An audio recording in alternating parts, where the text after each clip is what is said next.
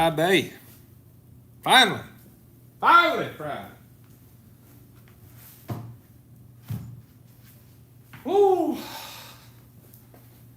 What's up, guys? It's been a while. Been a long time.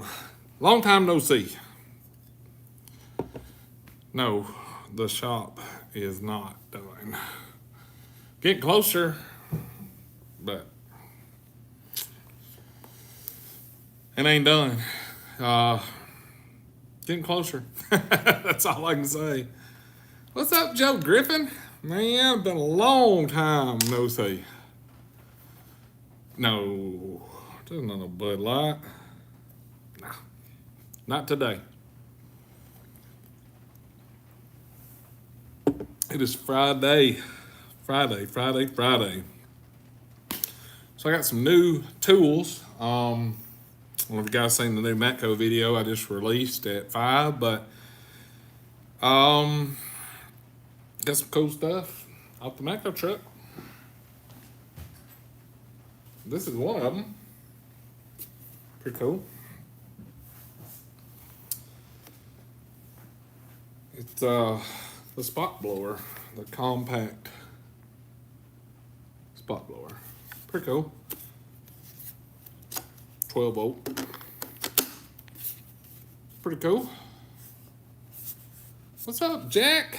Been a long time, man, since I've seen you too. So that was something new I got. It's pretty cool. You know, you kind of think of that thing to be as strong as a leaf blower, and it ain't near as strong as a leaf blower. But I actually like it because when you try to blow out a leaf blower and you get in the corner, it blows all the crap and it goes behind you. And that one's really good, like really good. So, man, this camera makes my shop look little. Which I'm sitting about halfway of it, so that's a little better. What's up, Frosty? Yeah, we did have a blower. So we had a big leaf blower, but the little one's cool. Does a good job. I like it. It's lightweight. So I actually thought about giving it to my mom because she's got like a Walmart brand battery leaf blower, whatever. It's super heavy, and I think it'll be a perfect fit for her. That will be coming out in a video this week. You'll have to check that out. Real nice setup. Very pleased with that. Turned out great. The unboxing part is really cool. I did a video on it because it is really neat to see how that thing unboxes. They did a good job designing that because you can well, you'll just have to wait and see the video. I'll put it that way. You have to see how it got here to this shop. So, it's pretty cool. Neat setup. But I got some cool tools I'm gonna show you. Show these on my Instagram. Some of y'all may not have seen it. This is a sweet little set. It's from them. It's the VIS 112 ball torques, SAE ball hex, metric ball hex, bit adapter, or bit driver and a bit adapter all in one. This is a freaking awesome little set.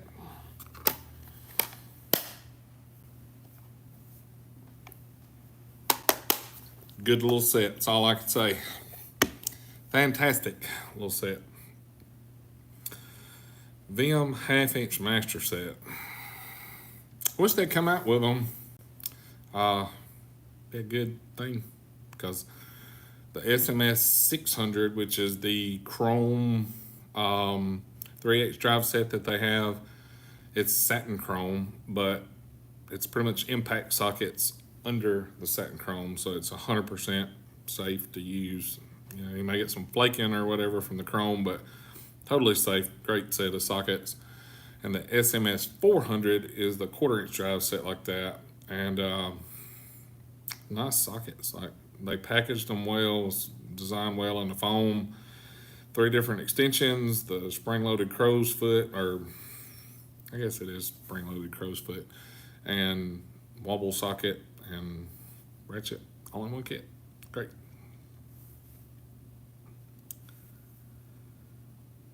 The Matco guy carries them. That's cool. But I got another. Well, actually, I got 2 sets of wrenches that are really cool. You guys may have seen these. It's the DDF 100 set. Pretty cool. It's kind of indexing flex head. I like the offsets a lot. I've got the what are they, Icon ratchet and wrench. Obviously, they're made by Cabo in Taiwan. They're all made by Cabo. These are not. But I do like the offset. I wasn't sure how well I'd like it until, if you guys ever do an AC compressor on a pack car, like an MX-13, you know, the back of the compressor bolts, that offset is where it's at. Those are great. I think these are going to be super cool too. Spline drive though. Not sure about the spline drive, but they are spline drive. It's a pretty cool set because it's got 2 sizes on one wrench. I'll get them up here so you can see them. So it's an 8 and 10. What is that? 9 and 11. 12, 14, 13, 16, 15, and 17, 18. So pretty cool set. I definitely like the offset on them a lot. I like that the reverse switch, the way they have it. It's a good design on that. I like it better than the clickety clanks on the side. Pretty cool set, and I'm digging the satin chrome. I like the satin chrome. Pretty cool. Like, I got some weird stuff that's got the satin chrome on it. I like it. It's really cool. Definitely different. Not a ton of wasted space in the foam on these. They did a lot better than some of the original foam sets, so that's good. Pretty nice set. But this is kind of like the star of the show. The SAR 100 set. These are really nice. They stand for Slim Angled Ratchet Wrench. Pretty cool. It's got the cutouts, kind of like the SK. Pretty cool. A little angle here, maybe 15 degrees or so, and probably matching here. And it's not spline drive. This is 12 point, as you can see. So pretty cool. I like the way the case is designed. It's a 10, like all your smaller sizes are here. Your 10, 11, 12, 13, 14, 15, 16, 17, 18, and 19. So, you know, kind of the only wasted space really is the one laying down sideways. Like, you know, you could probably cut it to stand up and then just cut the bottom off. But, I mean, I guess they do that just for display so guys will be able to see it on the truck, because they do like come in a box and plastic wrap and all that. So it's pretty cool. I like them. They feel really good. The ratchet mechanism, let's see if I can get it in here. Super smooth. Pretty nice wrenches, satin chrome. Pretty nice wrench set. So, Craig Durbin. Ah, man, it's been forever since I talked to you too. Catch up on the comments.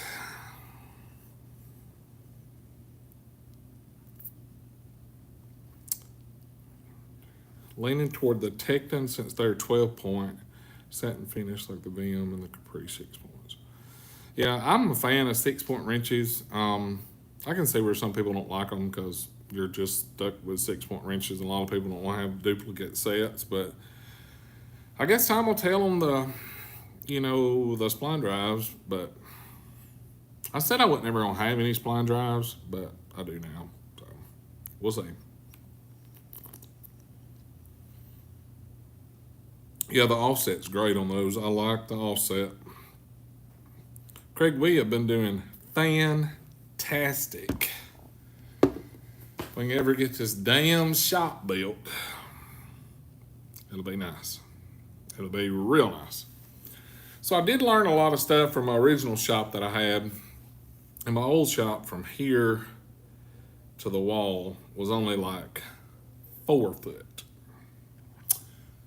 It was okay. But like, I'm lazy, right? So I would lay on the creeper on the driver's side, set my arms. I never would get my fat ass up. I just roll around the truck. You always need a table beside to put all your crap, right? So I had one, and then I couldn't fit between the table and my lift, so I'd have to go around the back to do the back. And I would wheel it on the creeper because that's just how I roll. Kevin Bayless will probably be in here in a little bit. He can attest to that. I will put some miles on some creepers to keep from getting my fat ass up and walking around. But in this shop, I gave myself better than 6 foot room there. So I'm looking forward to getting the shop done because I want to show everybody, because I got a lot of really cool stuff that I did in here. What's up from Utah? I like Utah. My buddy Tim Parsons lives out there. I'll get back to that story in a minute. Let me do this one before I forget. He lives in Lehigh, or it's south of Salt Lake.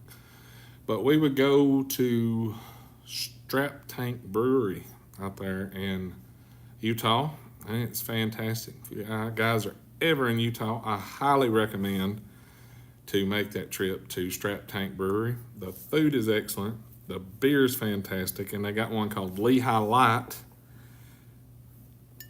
Same as this. Good stuff. Great place to go. So anyway, back to this story. I wanted to give myself a lot of room on that. But I've done a lot of stuff in this shop that I wished I would have knew in previous, layouts of shop and setting up where you put the lift and all that. So it is what it is. It's raining here. So I was hoping to get a lot of moving done tomorrow. That's probably not going to happen. But I got a new compressor. So I've got a slab to form up and pour and set my post for my compressor top to keep the rain off of it, and then get that plumbed through the wall. But I've got everything stubbed out already. I did a kind of a little bitty video on this because there's a lot of people asking about the spray foam insulation. If you guys never tried to do some research on spray foam insulation, it's a freaking nightmare. If you think the debate between Snap-on, Harbor Freight, and Matco is bad, yeah, do a little research on some spray foam. You will see open sale versus closed sale on one website versus another, totally conflicting information that makes absolutely no sense. Moisture barrier versus no moisture barrier. So I did a video. Luckily for me, the guy that done the spray foam here, he's very knowledgeable. He's been doing it for a very, very, very long time. And he knew a lot about it, and I cover everything in that video. So if you guys are considering building a shop and using spray foam, definitely watch that video that will be coming out. But I did this one because I kind of learned from my mistakes with my old shop. Like, I wanted to make sure I had plenty of disconnect boxes outside. If you notice here, I've got a mini split, and I formed it up for that. And also right down here, I formed up another place in case that mini split's not good enough to make it for the summer months here, because we have some freaking god awful summer months. Like, you could fry egg here in the summer on the driveway. So I was prepped for that. So I got a disconnect there. I got another one for my air compressor. And then I also put an emergency generator input, I guess is the right thing, on the outside, and it's tied into my breaker box so I can turn the main off, open that breaker up, turn the disconnect on outside, fire up a generator. And that way I'll always have power in here. So You know, Mississippi, unfortunately, ain't built for cold weather. Like, we just don't have cold weather here normally, like you guys from up north. So when we get just a little bit of cold weather, everything turns to ice, and you can't go anywhere because we don't have snow plows and snow trucks and none of that crap. So the power lines freeze over, and they get about this big around, then they break and fall, and you don't have power for 2 weeks. So we're gonna have power now. We're ready. So it's not an RV plug. I looked at doing that, but the generator plug is kind of a watertight seal. It's kind of got like threading on the inside. It's got a rubber gasket, and then the plug that you put from your generator actually goes onto that with another. It kind of screws in and makes connection, and it's got another gasket thing. It's kind of rare. Nobody around here knew what the hell I was talking about. So I go to Nesco, which is the kind of commercial store where you buy all your wiring and connectors and switches and plugs and all that. It's kind of like the better version of the Lowe's electrical department because they actually know what the hell they're talking about there. So I told them what I wanted. They didn't know what I was talking about. Yeah, twist lock.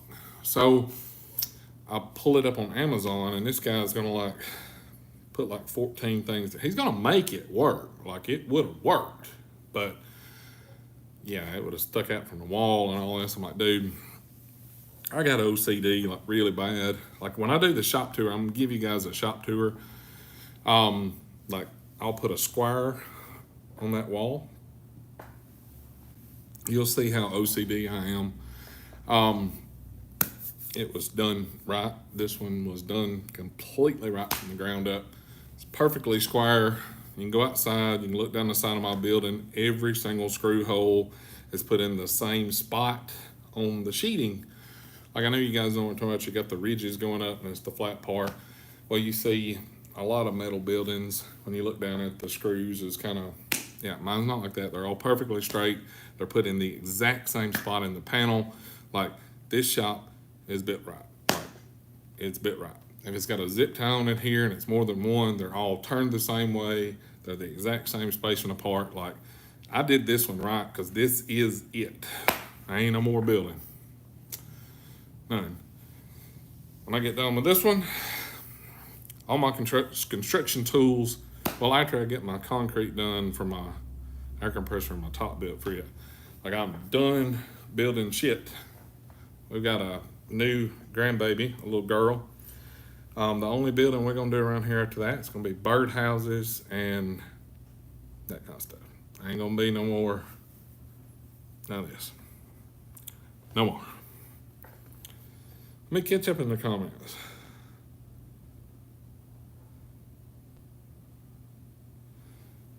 Let's see. Is there going to be a Snap-on truck coming to the new shop?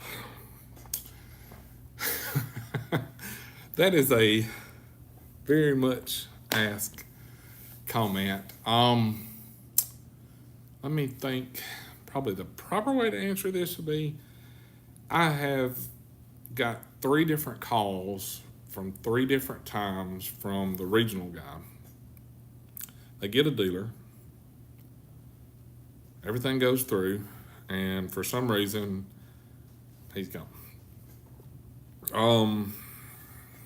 Now, it's usually after the prospective dealers or the new sign-on dealers ride with the Snap-on dealer south of us. And it's not Herschel. Herschel is a really good guy. You guys have seen him before on the channel a long time ago. Did a couple of videos. Nothing but respect for Herschel. He's a great guy. In fact, I've got tools from Herschel since we didn't have a Snap-on guy. But they ride with him, not with him, but they ride with the other Snap-on dealer, and that's it. They're gone forever. So I don't know if we'll ever ever get another snap. I hope we do because I have a ton of snap-on tools. But luckily, Brandon Hickman's just north of us at Corinth. He's a great snap-on guy. He's actually been coming here and doing some servicing for warranties and stuff. He don't really sell anything. That's something I think is kind of screwed up, right? Like they want him to come service and warranty the tools here, but they don't want him to sell tools here. Like that don't make no sense. Like if I was him, I wouldn't waste my gas to drive down here, warranty a bunch of crap, and then I have to box it up and pay the shipping to send it back to get a return to have more inventory come in that I have to put back in place of the stuff I warranted. That would not be for me. But he's doing it, and he's not really pushing stuff. He's doing it exactly like Snap-on asked him to do. And I wish they'd just kind of give him this area to go with his territory because he's a great dealer. He'd be great on video. Super cool dude. He's super chilled. I wish they'd just turn this area over to him, and that would be that. He has to buy the area to sell it. Well, ain't nobody wanting apparently, so the damn value should be pretty much free. They can't get nobody to come here. So, let's see. Grandbabies rule the world. They do. Definitely do. Here in Western Pennsylvania, where I'm had a Snap-on dealer for 10 months. Keep hearing we're getting one, but who knows when. I feel you. I feel you. Definitely. I don't know. I hadn't talked to Hamilton in a while. When I got my, the 100K plaque thing from YouTube, he called me like, hey man, I heard you got, or text me, sorry. So that was cool, just get to talk to him for a little bit. I need to get him on here sometime and let's have a beer drinking and shoot the crap and talk to everybody because, like, that dude's got a lot of stuff going in his life, like a lot. So, it'll be some good stuff. Oh, yeah, me and Hamilton had it was great on camera, and none of it was staged. Like, everybody thought we staged everything. And this is no lie. Like, Hamilton would show up to my shop, and he would just show up. Like, it was always around lunchtime on Friday. We would always leave. We'd go to the Mexican restaurant, and this is no lie. This is honest to God's truth. We'd go to the Mexican restaurant, which is only about 200 yards, maybe, from my shop. The best part about it, you could drive parking lots all the way there, so wasn't no chance you're going to get pulled over or anything stupid, right? So we'd go to the Mexican restaurant, and we would drink 3, 4, 5 pitchers of beer. We would go back to the shop, he'd crank up the truck, especially in the summertime, and let it get cool. We'd both take a leak, and we'd go out there and turn the camera on, and it just happened. Whatever happened. Like, that's how we did it. So nothing was ever even discussed over lunch. Like, hey, I'm going to show this or I'm going to do this. Like, we talked about everything during lunch, and we just turned the camera on, and it is what it is. It's kind of that way with Michael and Leslie now. Like, they show up, I give them my microphone, I flip the record button on. Nothing's talked about. I don't even know what they're going to show. I don't think they know what they're going to show most of the time. And we just walk out there and whatever happens, happens, So it's as real as it gets, So it's how it is. Let's see. Oh man, yeah, he's big into the racing. He's got that Fox body drag car, and they're all in that. Yeah, I need to get him up here and let's do a live stream because it's been a long time. It'd be fun to do. So, be kind of cool. So how's everybody doing? Like, man, it's been a long time since I did a live stream. I'm trying to think. It's got to be over a year since I've done a live stream. So, long time. So hopefully everybody's doing good. Whew. That thing is awesome. I wished I would have went this route many, many, many years ago over the Fords. Like, hands down, wished I'd have done that. We bought the 2018 F-150 new, and nightmare after nightmare. Every time you turn around, everything from the cup holders to the tail lights, everything on that truck needed to be warrantied out. And it was always an argument to get it warranted. It's always something tearing up on that truck. And I wish I'd have bought one of these back then, because I think I've had like 5 vehicles since that 2018 model that we bought brand new in 2017. I've just had one. I love that truck. There is one thing that I wished it had that it don't. And it's really not a fault of it. Like, I wished it had remote start. That's it. Like, that's the only thing. And now I don't even have to have that, because it's, parking in here, it's not going to get frost and shit on it. So I don't really have to have that now. But I do wish it had, back when I was having to leave it outside all the time, I wished it would have had remote start on it, because that's nice to crank it. But, man, I still have my 202 Super Duty. Dude, yeah.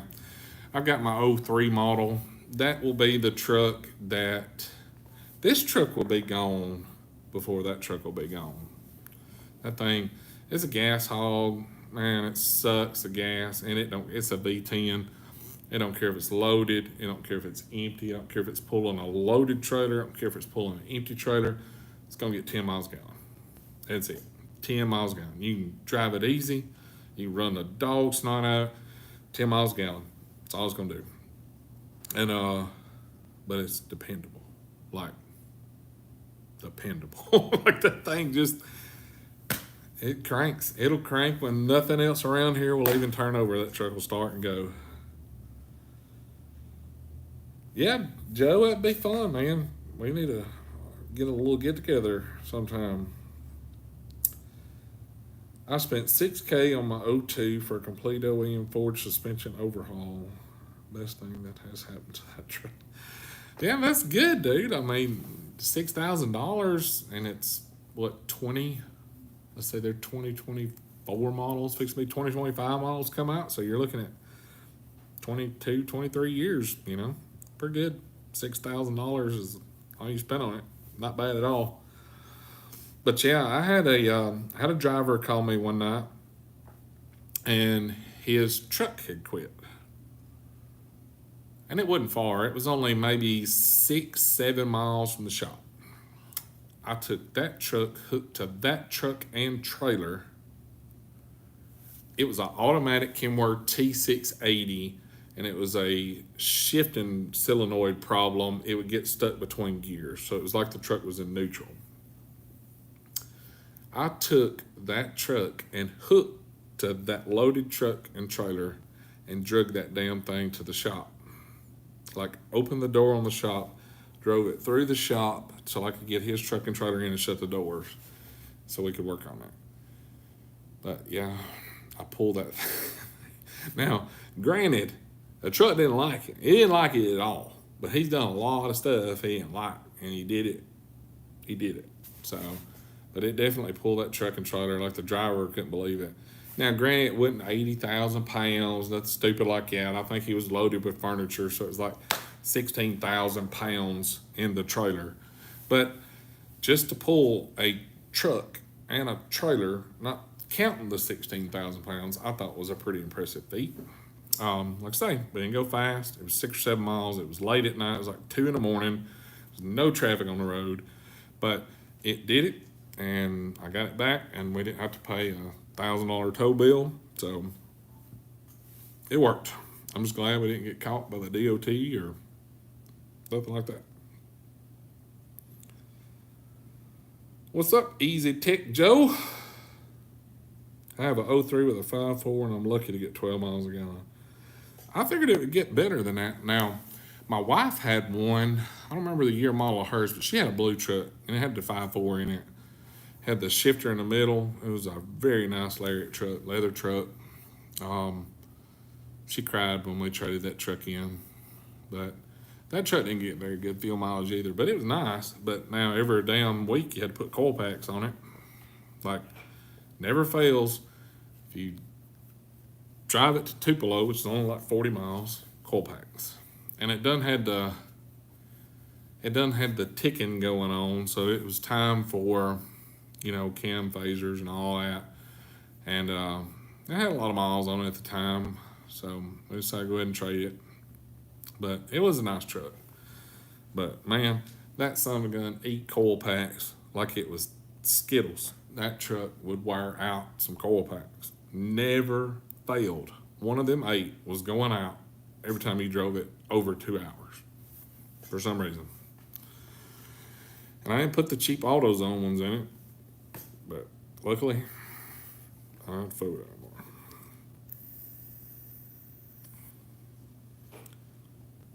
Craig, I know you probably, all right, so when I started my trucking career, I started in a hot shot, and I bought a truck. It was a 2007 Dodge 3500 Bighorn Edition dually, 2-wheel drive, that had the 5.9 Cummins in it. That was the best truck. Well, not the best truck, the best fuel mileage truck I've ever had. This is no lie. That truck would get 26 miles a gallon, being as big and heavy as it was. And it was huge on the inside, huge 4 doors. Like, I had a bed in the back seat.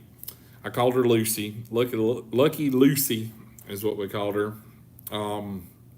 But I put a lot of miles on that truck. Like, it was 5,000 miles every single week that I put on that truck. I tried to do 1,000 miles a day, and was making really good money. I mean, it was a rough way to make a living, but I made a lot of money in that old truck, and was broke as a joke when I borrowed the money to get it, like terrible broke. But I had enough to buy the truck and the trailer, and we made a lot of money. It bought our first big truck. So that truck got great fuel mileage though, and I drove that truck. I put 100 and something thousand miles on that truck, and I sold it. And to this day, I wished I had that truck back just for the fuel mileage. Like, that thing got better fuel mileage than any car that I've ever owned. It was ridiculous. Would love to see Toyota come out with something that would compete with the 2500 XTs and F-250s.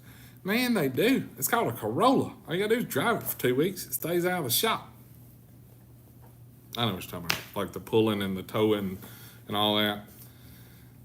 I don't know. Them guys got trucks figured out. They hold up. They work.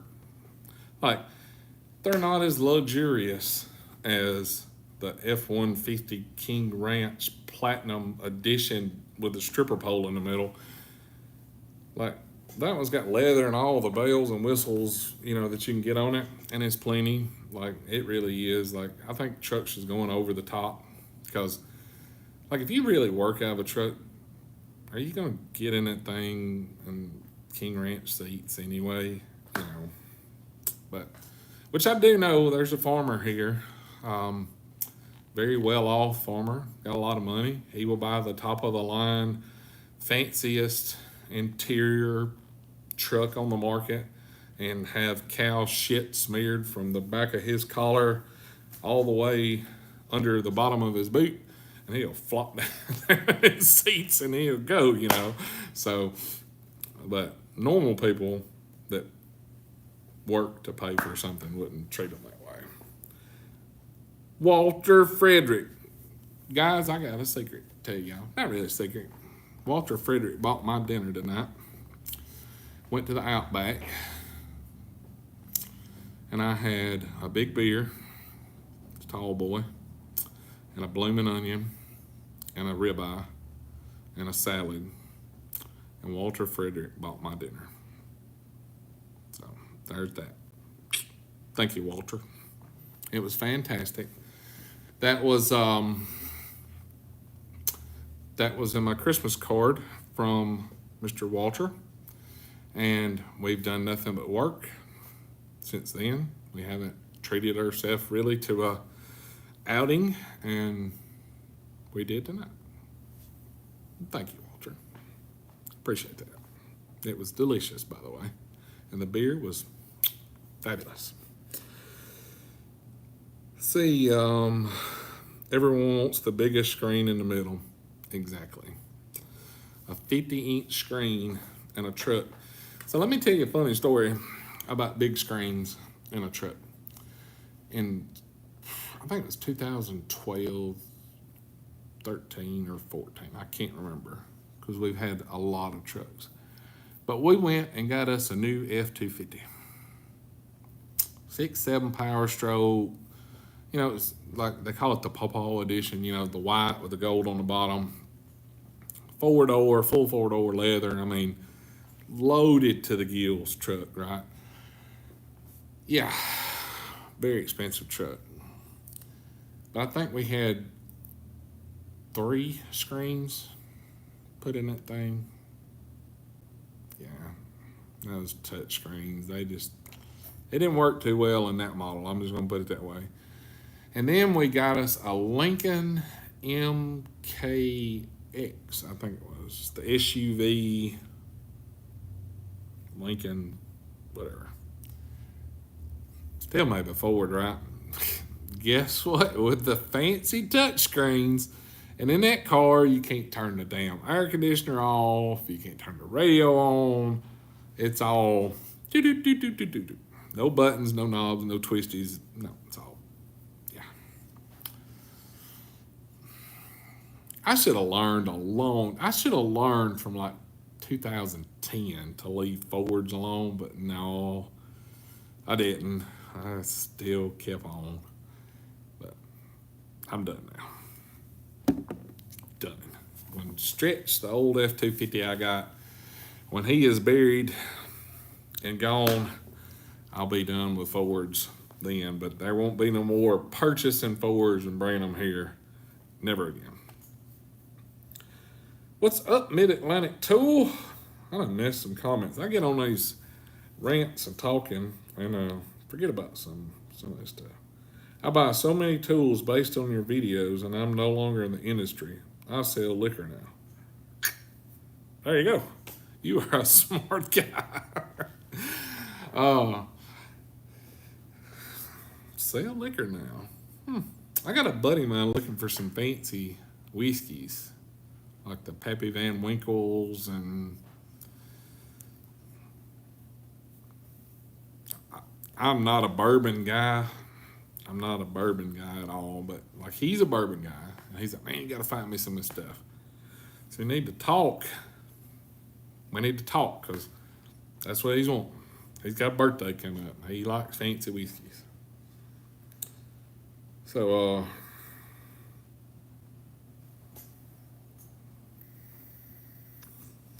now is the time to buy a big screen, Joe. You're right. Talking about big screens, I bought a 46-inch, 204, maybe it's 200, it may be 120. I can't remember, 120, 240, whatever it was, way back in the day, like 2008. 46-inch now. It was LG. I go to Best Buy, want to buy me a TV, want a big screen. You know, because back then, like a 32-inch was a big screen, right? So I go to Best Buy, and man, they've got this thing playing, and they had me from the jump. It's like they knew I was coming. That's when they just like started coming out with Blu-rays. It may have been earlier than that, but like I remember Blu-ray was like a brand new thing at the time. So they had this TV on display at the Best Buy, and they had this John Mayer Blu-ray playing on it. They had it hooked up with a sound bar.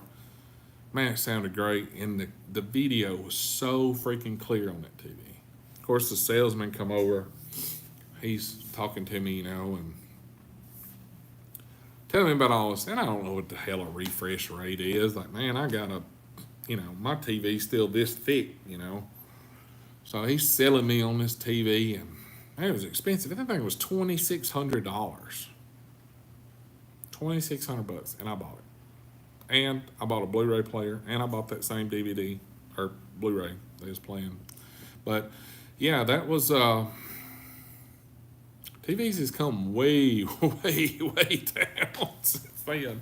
Because we was at Walmart, and they had like a 75-inch TV for like $450. They had an 85-inch for like $7.99. I'm like, jeez, makes you feel ripped off knowing what you used to pay for it.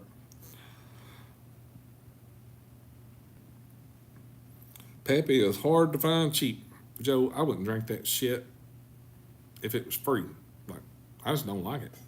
I tried to like it. I gave it a shot. Like, I tried it on ice. I tried it neat. I tried it like in Coke. But I'm a beer guy. Like, I like beer. I don't like it. The shop is looking so good. I will be glad when the shop is done. Like your grandma likes steaks. Well done. I'm ready to get through with this thing. Because it sucks. Like, we did all the work ourselves, right? But it sucks because we had to wait like 2-3 weeks on the door guy. We had to wait like 2-3 weeks on a concrete guy. We had to wait like 2 weeks on this guy to come. No, I think it was like a month we had to wait on this freaking spray foam dude. Like, if all these bastards that you're paying would come when they tell you they'll come, we would have been moved in this thing like a month and a half ago. But yeah, I'll get there next week. Okay.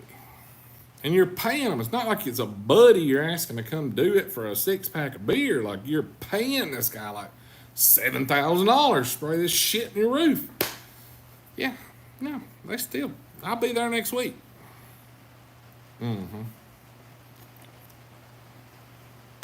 That's how it is.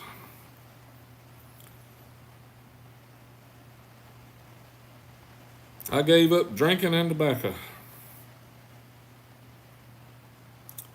You're a man, Craig. I did give up smoking analog cigarettes. I ain't smoked a cigarette a long time. I do the digital ones, but I'm going to quit drinking beer. Like, my resolution, everybody's got a New Year's resolution. I hope somebody puts one of these or a Modelo in my casket before they close the lid. Like, I'm going to finish it out. I'm not a quitter. I'm going to stick with it. Ride her out. Having a Corona right now. Man, I done got hooked on them Modelos with some salt and some lime. Things are fabulous. Like, it's so bad. I bought a half a case of them. And sitting there drinking them all. Ooh, man, I'm feeling pretty good. I don't know how many I got left. I go in there and it's all gone. Like, when you can drink 12 of them before you even realize you drunk 12. I drunk probably 12 Super Bowl Sunday without even batting an eye. Like, that's good beer. See, where am I at? Cheers, don't ever stop drinking. I hope I don't. I hope I finish it out. I'd quit drinking, but nobody likes a quitter. You're exactly right. If you start it, you might as well finish it.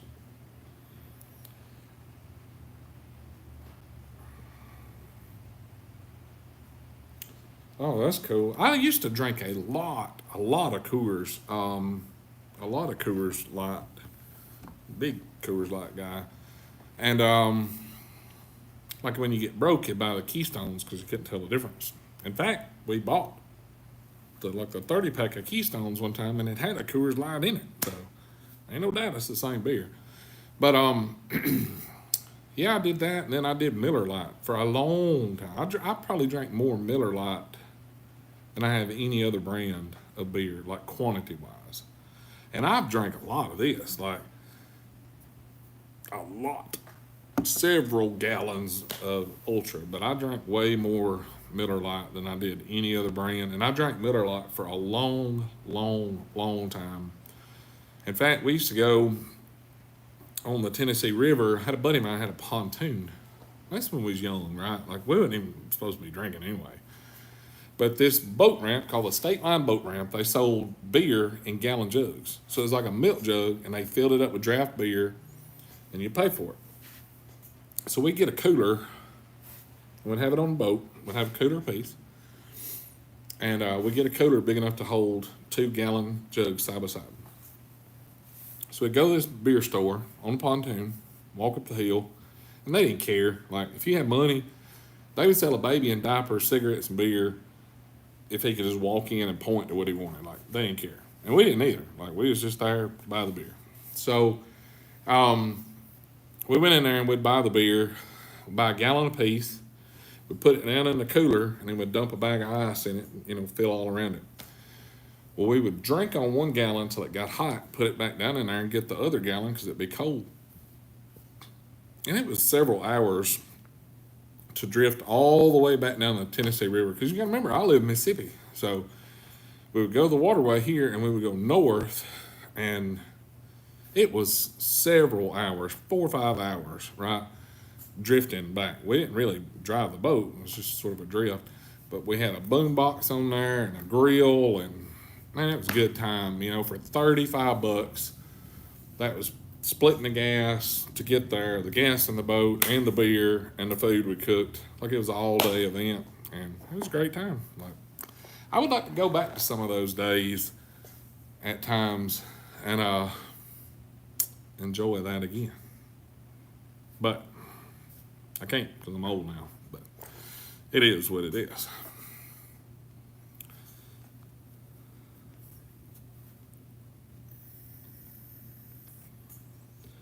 Coors Light headache to follow. Yeah, you're right. Definitely right.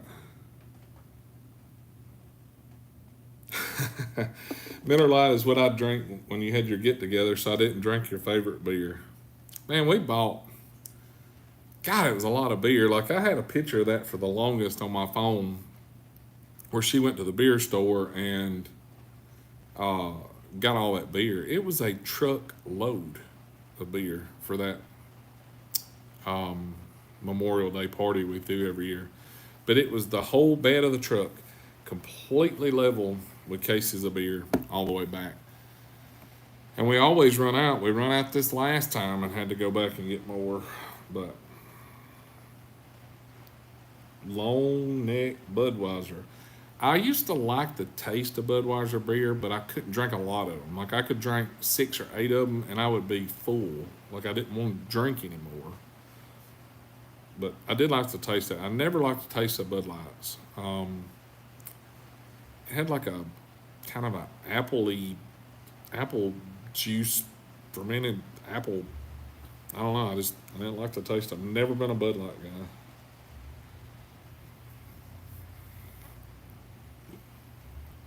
What happened to Mac Daddy Michael? He quit running our shop, and that was that. So, quit running here. Of course, now this is like 30 miles off his normal route, and I didn't buy enough for him to come every week, but he was also selling a lot of tools because of the video and, doing stuff there, but I guess it wasn't worth his time, and I wasn't driving 30 miles to make a video. That just didn't make sense. So, it is what it is. Mosquitoes in here. But I will definitely be glad when I get this shop done and get everything moved in. So I got a quote today for moving big toolboxes. So if I move my Matco box here, it's $150 for 2 miles. Put it on a rollback, bring it here and set it off, which I guess is pretty good because I can't drag it 2 miles. I can't pick it up and sit in the back of a truck. I can't pick it up and sit on a trailer. And you ain't gonna roll that big son of a gun up a ramp to get it up on like a 16-foot trailer, because it's gonna take a 16-foot trailer. It's 31 inches deep, 2 lockers, 84 or 87 inches long, whatever. So, and 2, if they dump it over, well, that's on them. I hope they got $32,000 plus tax. So, because it's paid for, it's mine, it's done. I don't owe nobody no money. So, if they dump it, I know a guy you can call. You better get your checkbook ready. I still have the big truck shop. It's across town. What do you think about buying used tools from a pawn shop? Man, whatever. Like, tools are tools. They're gonna break. Like, it don't matter what name's on them. It don't. You buy Snap-on tools. You buy Matco tools. You buy Mac. You buy Harbor Freight. You can buy Gear Wrench. You can buy Vim. You can buy Capri. You can buy any you want. It all depends on, can you get a warranty. And if you don't have a dealer, it ain't worth crap. And a lot of dealers, if you don't owe them money on the truck and you haven't bought stuff from them, they ain't gonna warranty it anyway. So, like, I wouldn't buy the tools just to say I've got a set of Snap-on sockets. No way. Like, it's all about, can you get them warranted? Because they will break. You use them, they will break. Just keep that in mind. That's what I would focus on. Can you get them warranted?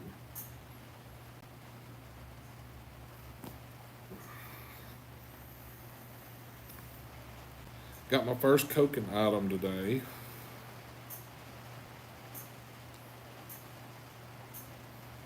$11.30. Allen's. Let's see if this set's got one on there. No, don't go up that high. I bet you the Vim set, I think it's like an HMS 26 or something like that. I bet it's got one in it. Vim's got everything. Like, those guys got their finger smooth on the pulse. Like, they reading it as it's coming out of the machine.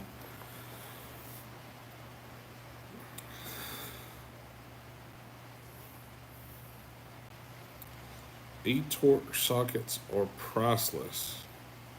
True. They are. Definitely, if you need them. Every tool is priceless if you need it. You know, like, if you're on the side of the road broke down and you gotta have we'll just say this, a 13mm wrench. This wrench would be 100% priceless if that's what it took to put your bolt back in your U-joint strap so you could go home. It's all about where you're at and how bad you need it. Man, I do. I love the Vim tools. Like, I love them. I wish they had something besides green. Because, you know. Like, I got sick of green. Y'all remember when I had my blue? I had 2 different shades of blue Snap-on toolboxes. I had a dark midnight blue, and then I had like the light royal blue. So I bought that green. It was like the neon green roll cart from Matthew Cox. And I liked it a lot when I first got it. I mean, I liked that box a lot when I first got it. But after I had that box, about a year, I was tired of looking at green. And then I'd be damned if Bill didn't come out and get him a green box. So I had to look at green again. And then Bill went like nuts on the green. He was green everything. It didn't matter what it was. He was going to have it in green.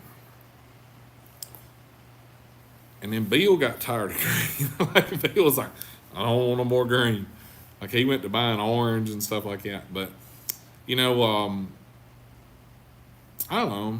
Like a green's just a color I get tired of a little bit. But I mean, it looks good. Like the foam, they did a good job with this. But I like blue. Like I'm ready for somebody to do black and gray. Black, gray. You don't never get tired of gray. Gray will always be there. So, and then gray goes with everything. So, there you go. I'd do black and gray. If I was going to start a tool company tomorrow, that would be the color of my foams, because that way it matches whatever toolbox color you got, whatever drawer color you got. And obviously black and gray wouldn't go good on all the handles. You'd have to have different colors of that. But that's what I would probably do on my phone, is black and grays. Let me see what we got in here. Let's see.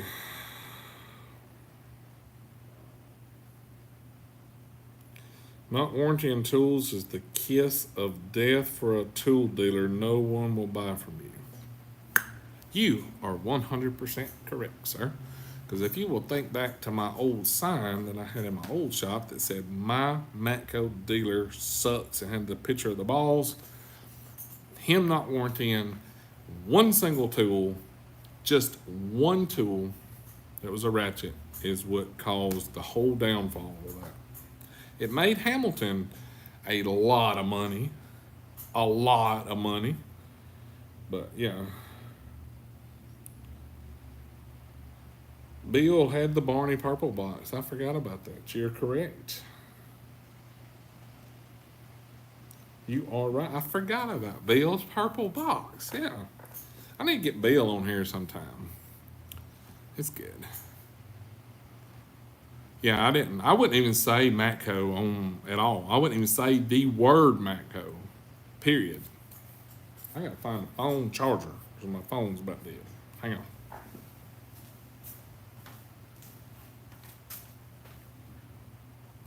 Yeah, I wouldn't even say the word Matco.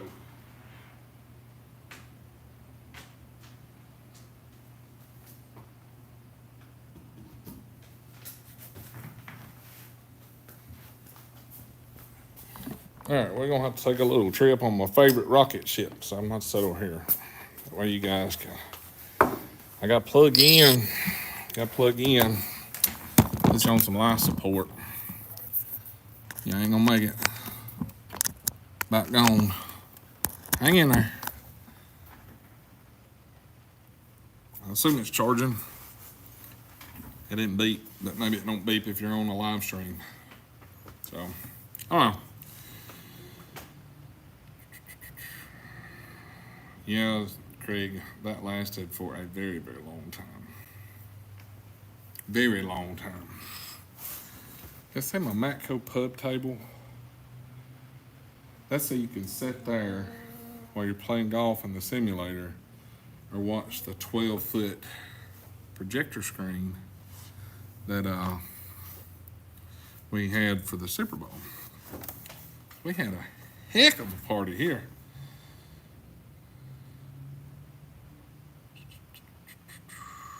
The M word. That's right. That's what I call it.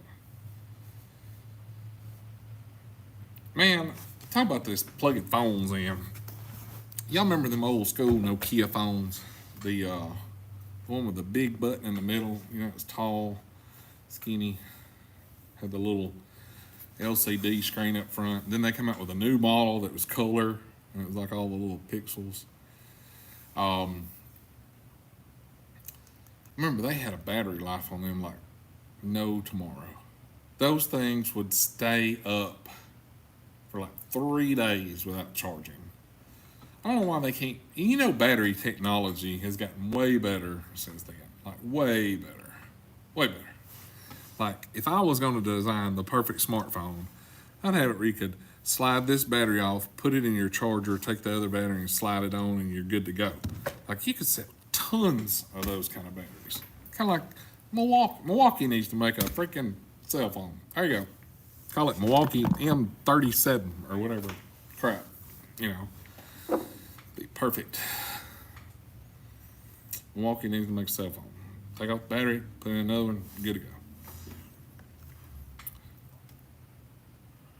I wish the 49ers had a won too. Like, I was pulling for Brock Purdy.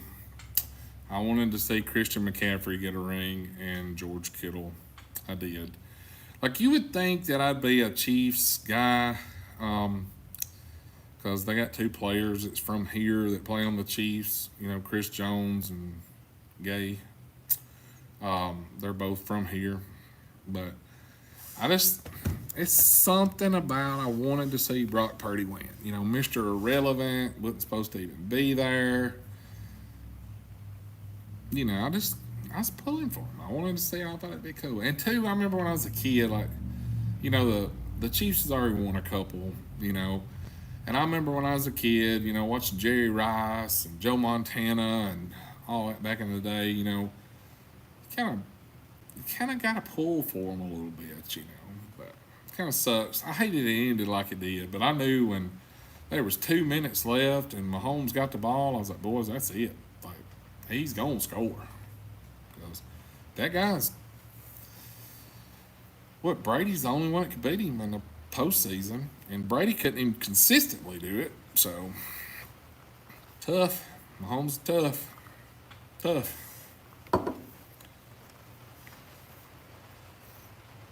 That game was very evenly matched. It was. It was a good game. My Matco dealer currently sucks. He will go right next door to my shop and not come here. And yes, I do spend a good bit of money with him.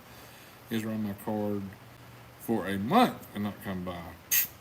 The easiest way to do that is turn that card off. Guarantee you he will be by. 100%. And I just say, look, dude, I have no problems paying you every week. I have no problems buying tools. But if you can't run this route consistently, I ain't even know, like, I think a lot of tool, not all of them, let me take it back, not all of them.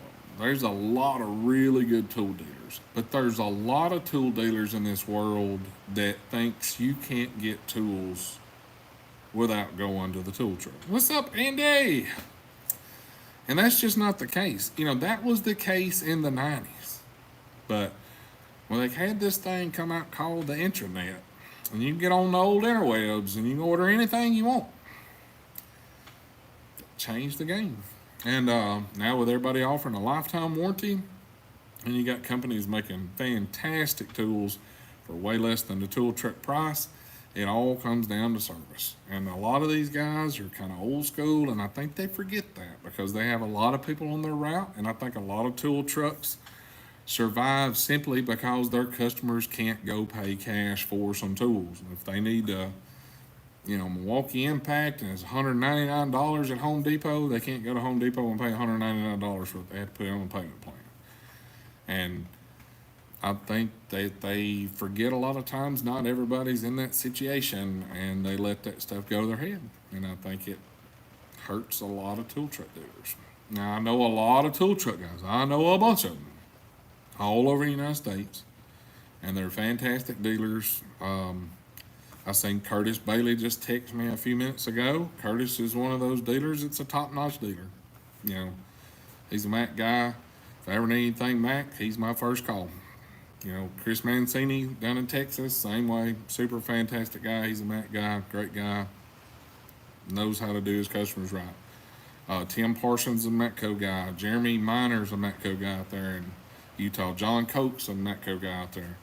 Like, all those are great dealers, and they earn their business because they are a good dealer. And the fact is, and I think a lot of the franchises forget this fact, that people are not buying those tools simply because it's Matco, Mac, Snap-on, or whatever. They're buying it because of that person. If you guys watch my channel for a long time, you've heard me say it a million times, buy the tools from the man, not the brand, because that's who's going to stand behind it when it fails.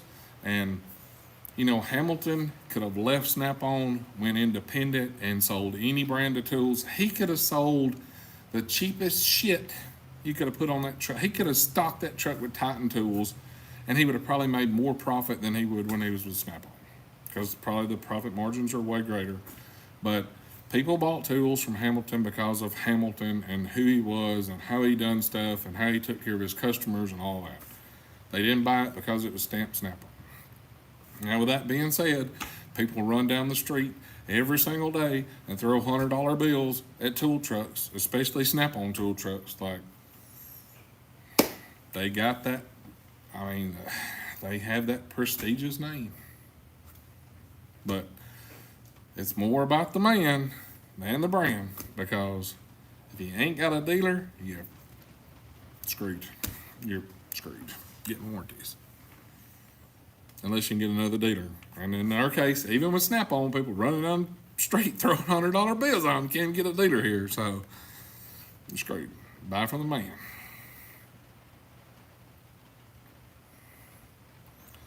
Kind of wish the Lions would have made it. Yeah. No dealer can do that, especially Matco. I've seen a Matco dealer. I haven't seen a Matco dealer in over a month. The last dealer was awesome, but my current one blows. Got me thinking about trading my Matco tools for Snap-on. Been there, done that. Same reason. I'm with you. All I can tell you, it's very expensive. Very expensive. It's very, very expensive to do that. But I did it. I was there. I've done it. Same thing. No clue when the new Snap-on guy's coming. I wish I knew. Be nice. But I don't know. Yes, he could have had a mobile Harbor Freight truck and Hamilton would have made money. He sure would have. But Hamilton took care of stuff. Like, I know you guys probably think just because we did the YouTube videos, you know, Hamilton warranted out that ratchet that was probably 30-year-old. You know, it was like my dad's old ratchet, right? No, like, that's how he did everybody. Like, if you bought tools from Hamilton and you paid Hamilton like you're supposed to, he would take care of you. Like, that ratchet was old and it was broke. It was old as shit. And he thought he had a kit for it. He didn't have a kit for it. He could have ordered a kit and made me wait on it and then rebuilt the ratchet, but he didn't. He gave me a brand new ratchet in place of that ratchet. Like, that's just how he was. Like, the guy was always going above and beyond to take care of stuff. Like, great. And he would warranty stuff that he knew he wasn't supposed to. Prime example, y'all remember those Snap-on fold-out blade lights that was square and they had like a flashlight head, but you could fold them out and have the blade light on the inside? I don't remember the part number, but I bought one and I liked it a lot. And I was on his truck one day and he had one. It was a green one. Not my favorite color, but it was a green one. It was on his truck. And he had there and I looked at it like, all the color was kind of messed up on it. It was like chemicals or something that got on it. I was like, what's the deal with this light? He said, the guy warranted out. He's put some kind of chemical, got on it, brake clean, some kind of something, I don't know, and it messed the plastic up. He wasn't happy with it, brought it back on here. I gave him a new one. I said, what do you want for that one? It was like $25. I said, I'll take it. I didn't care. You know, it wasn't my favorite color, and it had like scoliosis, but I took it. It works fine. Still got it today. It's in that truck right there in the pocket. But I mean, it is what it is, right? Like, he warranted that light out, and like, it was the own guy's fault. Like, you're an idiot. You sprayed crap on it. It messed your light up. It's your fault, not the company that made the light. It's definitely not a defect, but that's the kind of guy he was. So.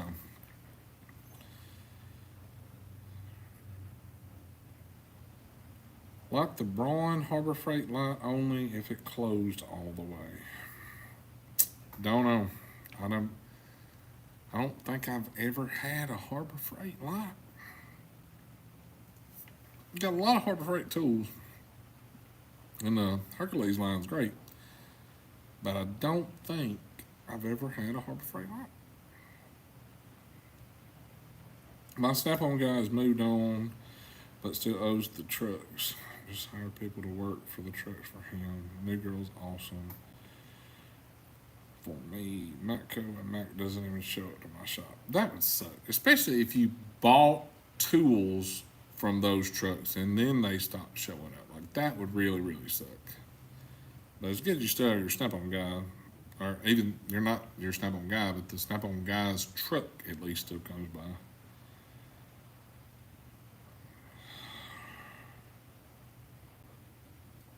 Icon light is strong, but after a year, charge doesn't hold.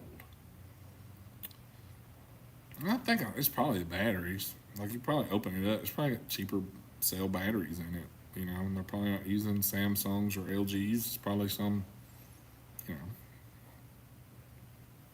knockoff. That's just cost wise. Probably open it up and resolder some 18650s or 21700s in it and good to go.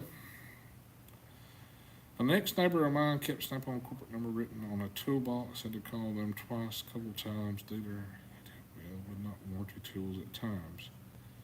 That dealer is an a-hole. I agree. I would be pissed. Like, I don't understand guys that do that. Like, I love Matco Michael. I do. I love, if he called me right now and said, hey, I'm in a ditch, come pull me out, I would take y'all along for the ride. No questions asked. He's always done right. He's done everything you could ever ask for. But the day he comes to my shop and he won't warranty a tool that I bought from him that has his company's brand on it, he refuses to warranty it, he won't ever come back to my shop again. I don't give a damn if somebody else owes him money there. He ain't coming in that shop. Like, if guys would man up and do that, like, I don't care if you ain't the owner. You walk out there and say, you get off that truck, you got one coming. Your call. What you gonna do today? I'll say it's checkers. Your move. Do what you gotta do. That's what I'd handle it. Because I put his ass in check. But I won't never have to worry about that with Michael. Because I bought a set of iron disconnect pliers from Michael. And they had like a 30-day warranty on them. Wasn't much. Very short warranty. I broke them. I squeezed on it and the handle broke. I broke them damn pliers. I called Michael to order another set. It was a 3-piece set. I said, get me this one. He's like, why? Would you lose it? I was like, no, I broke it. I broke the handle on it. He ordered one and brought it to me and turned it in on warranty. Now, that's what your good dealers do. That's why you buy from the man, not the brand. I'll stick by that to the day I die. That's the way you need to do it.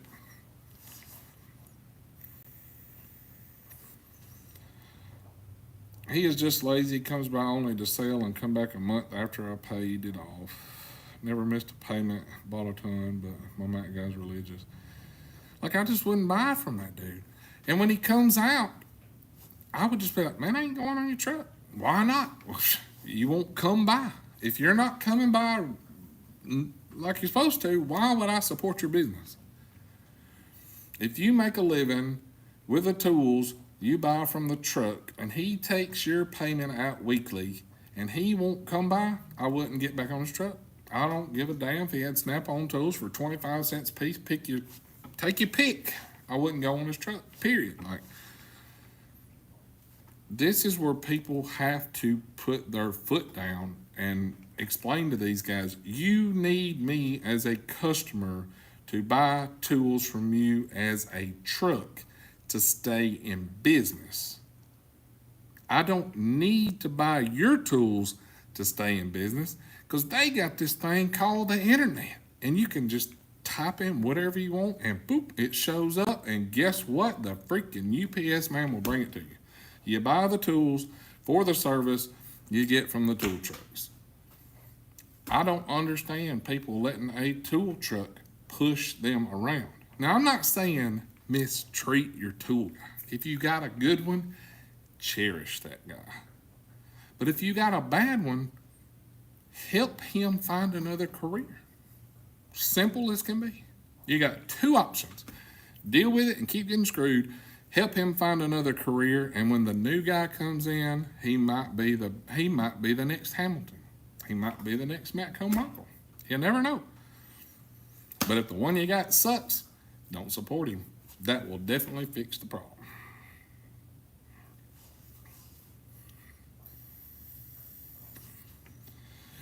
I had an older Craftsman ratchet that finally broke, and And it was an extra the same, so I took it to Lowe's and they wouldn't warranty it without a damn receipt.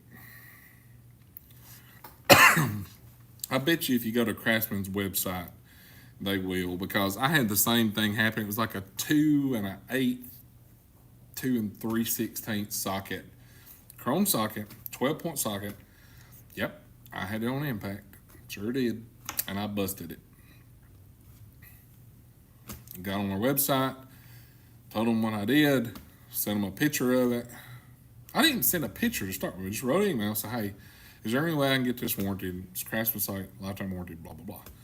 And took a picture of it. She's like, sure, send me a picture of it. I didn't even have to mail it to them. They sent me another one in the mail.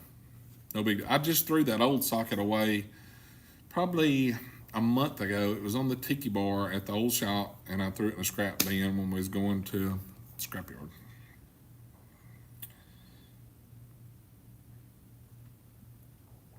Matthew Cox. Holy cow. Boys, Bill Dance the second is in the house. There he is.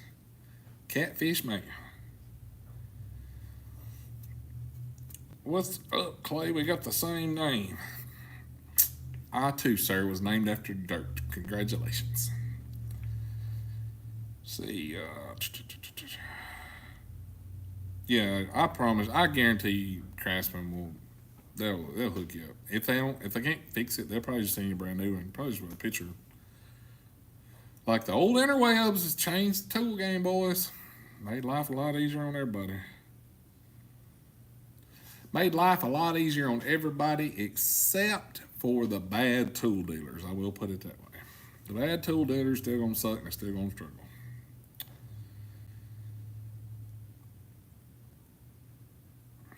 Yo, Matt's gonna have to start doing catfish guided catfish fishing tours. There's Chris Mancini done text me. See, boys, that's how damn good a dealer that guy is.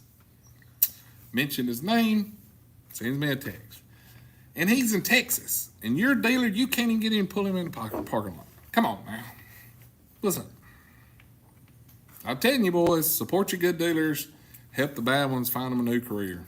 McDonald's is hiring. They got some things called double Big Macs and give you an extra set of fries with that thing when you go through the drive-thru. Help them out.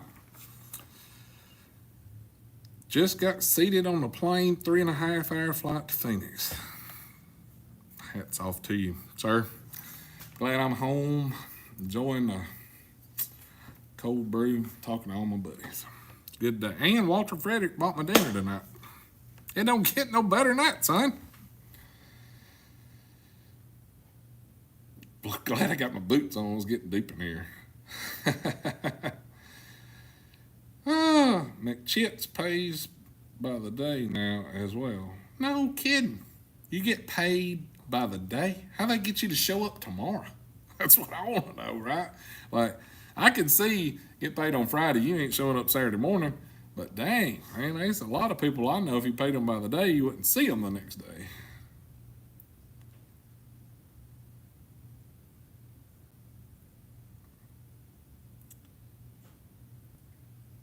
What was that here? Oh, you got to meet Andy the other day, huh?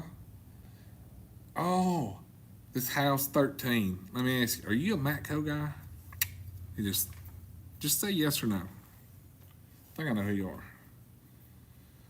All the fast food places pay by the day. Wow, that's crazy. I did not know that. So if you're a little short on cash, you can run down there to the Burger King and have it your way right away. That'd be all right. A little gas in my side by side, run down there and flip a few burgers for a little while. There you go.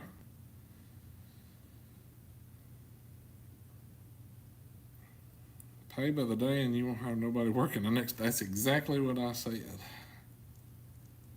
Yeah. I'll be working outside, so yeah, it sucks working for a living. Dude, it rained here forever. I thought it was going to have to build us an ark. It was terrible, all the rain we got. Like, we went from snow and ice to that thawed and refroze to solid ice, and then it dried up so the ground was like super saturated, and then it rained for like 2 weeks. It sucked. You would step outside on the grass and bury down 6 inches. It sucked.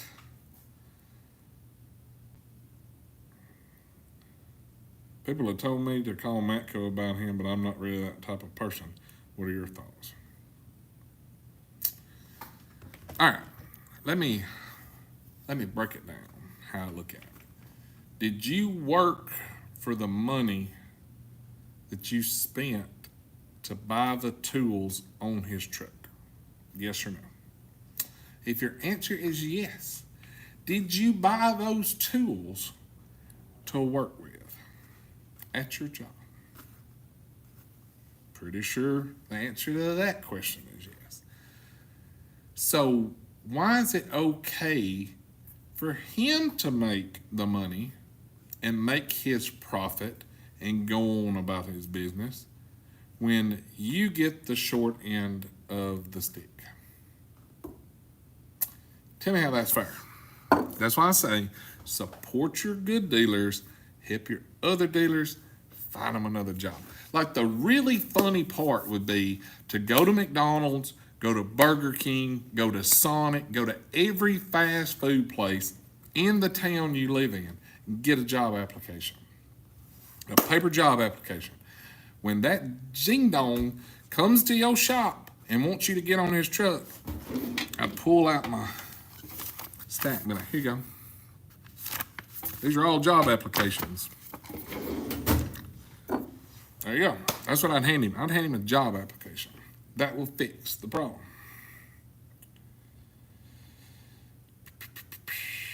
I'm over winter of 23, 24. Me too, Craig. I'm ready for the grass to get green. I'm ready for the sun to shine. I'm ready to drink a bunch of Michelob Ultras and play golf and enjoy the heat.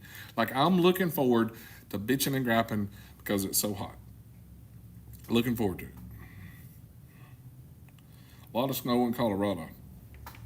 Y'all just keep that in Colorado. We don't need it. Lila's on the spot for warranty. I emailed them with a tap socket that was made.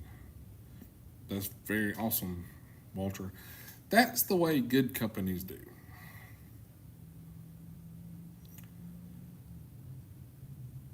I know it's going to be cold tomorrow. I got to flush a heater core on a journey tomorrow. It's blowing hot. Whew, I wouldn't want to pull a dash either.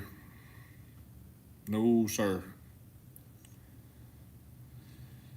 Kelly, if you have a problem with a dealer, absolutely call Matco. They're all independent owners. Odds are Matco's unaware of what you're doing. House 13, you never answer my question. Are you the Matco guy? Or are you the Matco guy? Even if you call, nothing will happen. Support great people, don't mess with the rest. Absolutely right.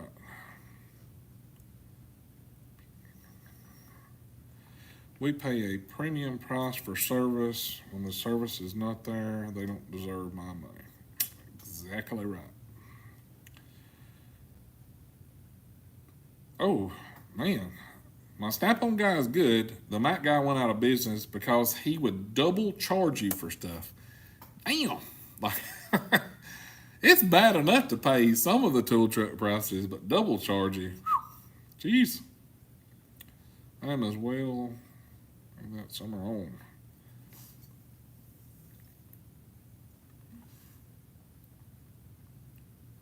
Well, I gotta quit Michelob. Nothing wrong with Michelob. That's how I get my water. Like, just cause you drink plain water and I drink vitamin water, that's my water. Vitamin water. It's got all the vitamins and minerals and stuff I need in it. Got my bike out today and it was gorgeous.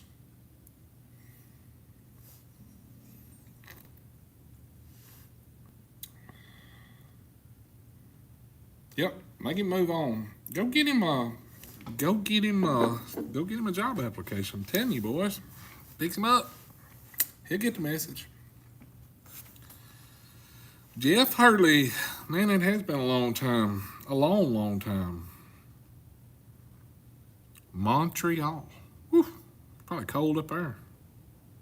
Because like I watch the weather, man, every time he talks about this cold Canadian air, it's like, oh shit, them damn Yankees messing us up down here, messing us up. So I gotta tell you a little funny story about me and old Diesel Doctor. So when I had to get together, it's been a couple years ago. I think it was like, maybe it's the second year we did it or whatever. So we go to the Mexican restaurant, right? And I know everybody there. That's where me and Hamilton go and have our multiple pitchers of beer on Friday. So like, I've consumed quite a bit of beer in this Mexican restaurant. And they know I'm not a quitter. Like, I'm not a quitter. Mine gets to this point, they've already brought me another one, right? So we're drinking pitchers of Ultra. It's a lot of people there. How many people was in there, you think, Matthew? It had to be at least 15 guys, probably. Anyway, multiple pitchers of beer were sitting around the table. Well, me and Matthew is sharing the same pitcher. And that's bad, because that's like two elephants drinking out of one 55-gallon drum. Like, it is what it is, right? Like, if you drink a lot of water, you drink a lot of water. So, we done finished our pitcher. Well, they ain't brought another one. And Justin Davis goes with Justin ATV. He was sitting over here, and he had a pitcher of Ultra. And he done got lit by now. Like, this is multiple pitchers in. So we get his pitcher, and I fill up Matthew's glass, and I fill up my glass, and we set it back over there. Well, next time we drink our beer, I reach over and get it again.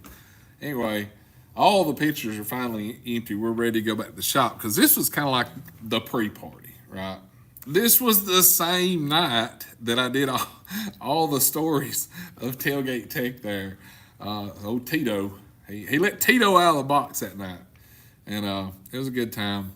But anyway, we drank a lot of beer. I mean, a lot of beer, and we was the pre-party to go back to the shop to get started on the official kickoff party for the beer drinking.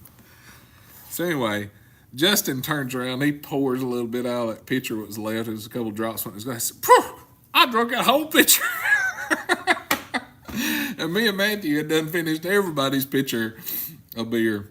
But yeah, that was some good times, fellas. That was a lot of fun back then. A lot of fun. But I laughed at Andy. It was that was a good night that night. Andy he was showing everybody how to mix a drink. He had this one of those big Yeti cups, like the big one, the big one. So he'd fill that thing up to about right there with Tito's, and then go bloop. Like, I think it was cranberry sauce he was putting in, or not cranberry sauce, shit, that's what you eat on turkey, like cranberry juice or something, but whatever he was mixing with, it was just like maybe 6 or 7 drops, a teaspoon at the top. Like, it started out like Tito's was here, and then mixture was up, and then as each glass he poured, see, Tito, that's the way he works. Like, he comes out and he gets you, right? So it started out here to here to here to here, and then before you know it, like, you don't even need what you're mixing it with. Like, old Tito will come in there full-blooded, bad to the wall, ready to go. That's what happened that night. So it was so bad, the next morning, everybody got there to the shop. Oh, he was mixing White Claws in it, so there you go. So the next morning, like, I was concerned about Andy's safety, right? So the next morning, I'm looking around, like, where's Andy? Anybody seen Andy? I try to call him, he won't answer. Text him, he won't answer. Like, we was there early. Like, we brought breakfast, and this is like almost time for the official get together to kick off, because a lot of people didn't know, but like, we had pre-party that started. So the meetup was on Saturday, and like Wednesday people started coming in. So like, by the time Saturday got there, we was on like a 4-day bender at this point. But Yeah, Andy was late for the party, and but he made it for the band. He made it for the band that night, but he was. Old Tito had him down, boys. Had him down. It was TKO. It was rough.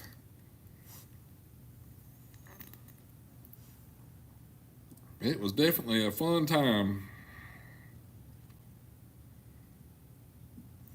You're right, Craig. Like, that's kind of my benchmark with it. Like, when beer tastes like water, that's when you know you've had enough. Yeah. It was a good time. Like, I don't know how Andy didn't have some kind of alcohol poisoning, because, like, this guy had a gallon jug of Tito's, and when it would pour, it'd be like bloop, bloop, bloop, them big bubbles coming out of that thing. I'm gonna say Andy's the next day probably had a headache from teetotal hell, if I had to guess.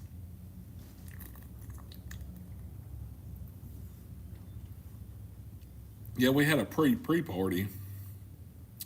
It was a good time. I gotta go get another beer. Be right back.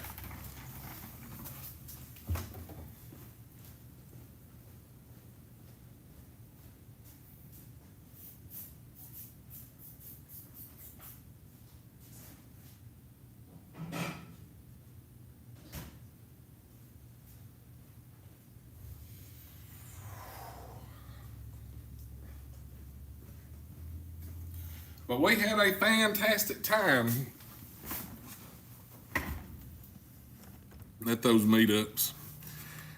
There was definitely a lot of beer that was consumed. Like, I know people here, so-and-so bought a truckload of beer.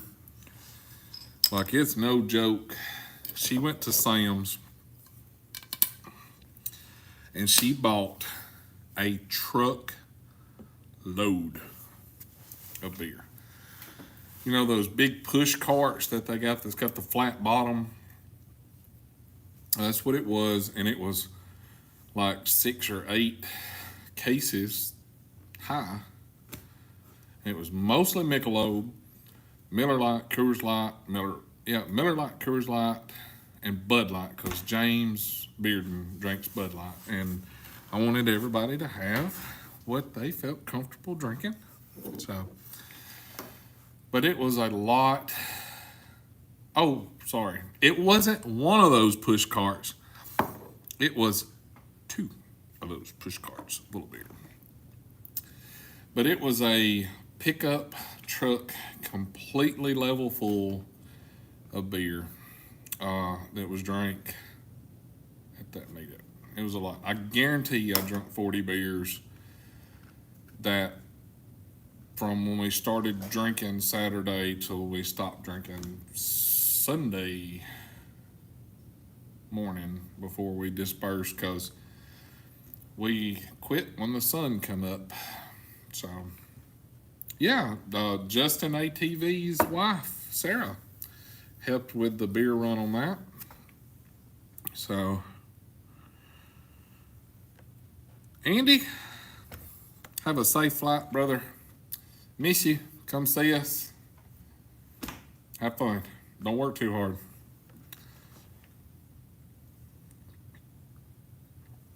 Oh, man. For the longest after the meetup, there was these. Because, you know, we kind of ended up, we drank a lot in the shop and then out front and all this. But we found these tops for months and months and months after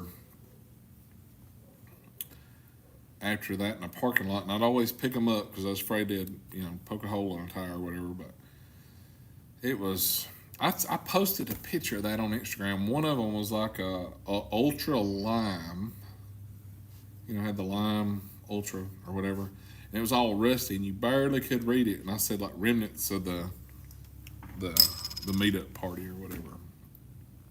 But it was a great time. Earl, 40 beers. Wow. Yeah, I've drank like I'm practicing, guys. I don't like to tell a whole lot of people this because, you know, I don't want a lot of people to get in a competition with me, but I'm hoping one day they'll have a beer drinking Olympics, and I want to make the team. I ain't got to win the medal, but I want to make the team. I at least want to sit on the bench and participate.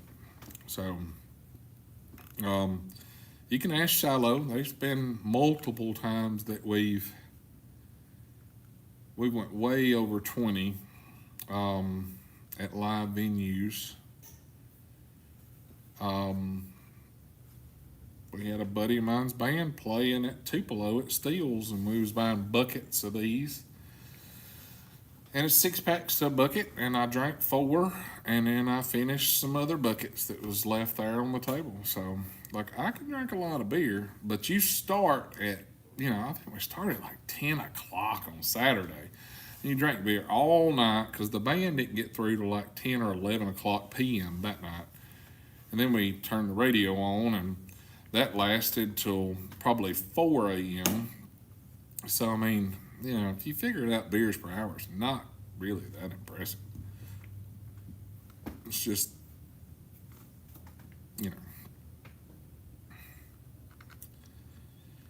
hoping to run into Michael next weekend at Expo. You will, because he is definitely going. They're leaving Friday, headed down there.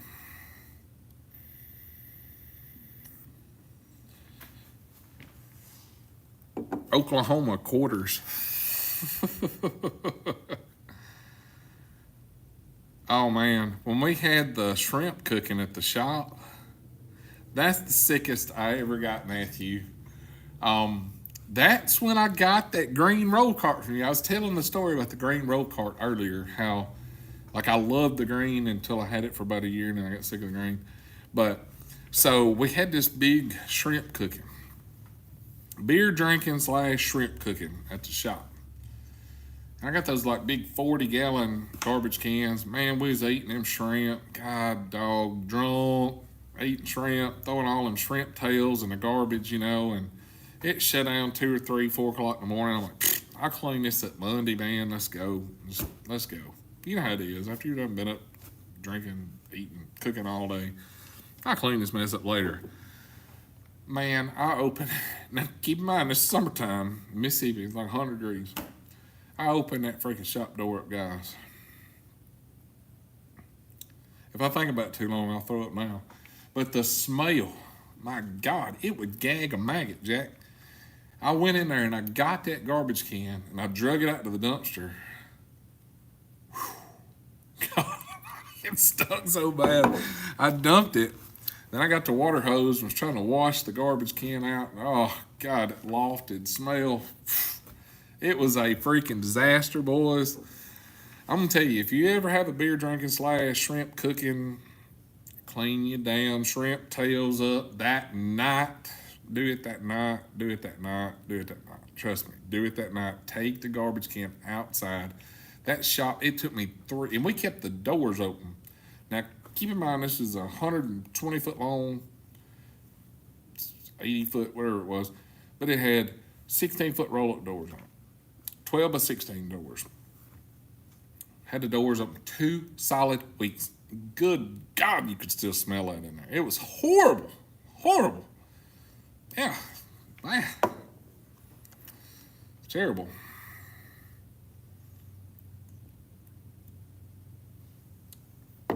That is true. Matthew Cox is the only person that I know that would drink 1 for 1 with me and hang in there for the duration. Like, poor old James Bearden, and I love him. I bet old James is probably watching this. I love James like a brother. He was there the night we went to Steele's in Tupelo, and he was going to drink 1 for 1 with me. And started off good. Started off real good. The next thing I know, I look over and poor old James was like this. So Stacy had me. We picked old James up. We snuck out the gate, and I got him to the car and come back in, and that's the night that I drank. I know I don't know how many the total was, but I paid for 4 6-pack buckets and drank all of them. And then I finished his bucket, and I don't even like Bud Light, and quite a few other buckets that was left. But he was there. And then the old Mexican restaurant, like that, if that place could talk, man, I'd be in trouble. Like me and Shiloh, she had a good friend of hers, and her husband drank a lot of beer. Like this dude drank some beer, buddy. Great dude. He's a little older fellow, but man, he could put away some beer, buddy. So we went to the old Mexican restaurant with this guy. He's gonna do that. He drank one every time I drank one. Well, we had to tote him out of there. Like his legs wasn't even touching the ground. Got him put in the car, and then we had to follow her home to help him out of the car to put him in the bed. It was that bad. But yeah, the old Mexican restaurant, the guy that was working the cash register that night, every time I go in there still to this day, he talks about me having to help my buddy out of the place that night. But I love that place because they got them big 32 ounce or 36 ounce mugs. They're frosty, and it's really good beer there. No, we don't have a new Snap-on dealer. The smell would knock the buzzards off the cat wagon here. That's exactly what happened. Oh, yeah, old James was hurting that night, buddy, when he left the bar that night. But now the next morning, he didn't think I'd make it, but he wanted to meet up for breakfast. And now keep in mind, it's like an hour drive. We met him at like 7 o'clock the next morning for breakfast. He was up, and he forgot to pack his suitcase. So he had done been up, went to Walmart and bought him some clothes and met us at the place to have breakfast because he didn't have a suitcase. I bet Bill can chug a whole keg. Bill don't even drink. Bill won't drink. No, Bill's not a drinker. He'll drink water, tea, Mountain Dew, a lot of Mountain Dew, but he won't touch beer or liquor or anything. Bill's living right, boys. Bill's living right.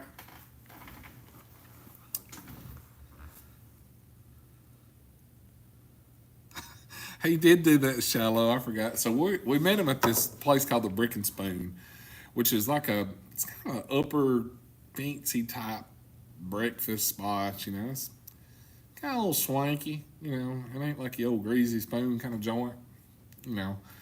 And we pull up, and that's what he hollered at across the parking lot. Guess who done got up, went to Walmart this morning, boys? We just laughed.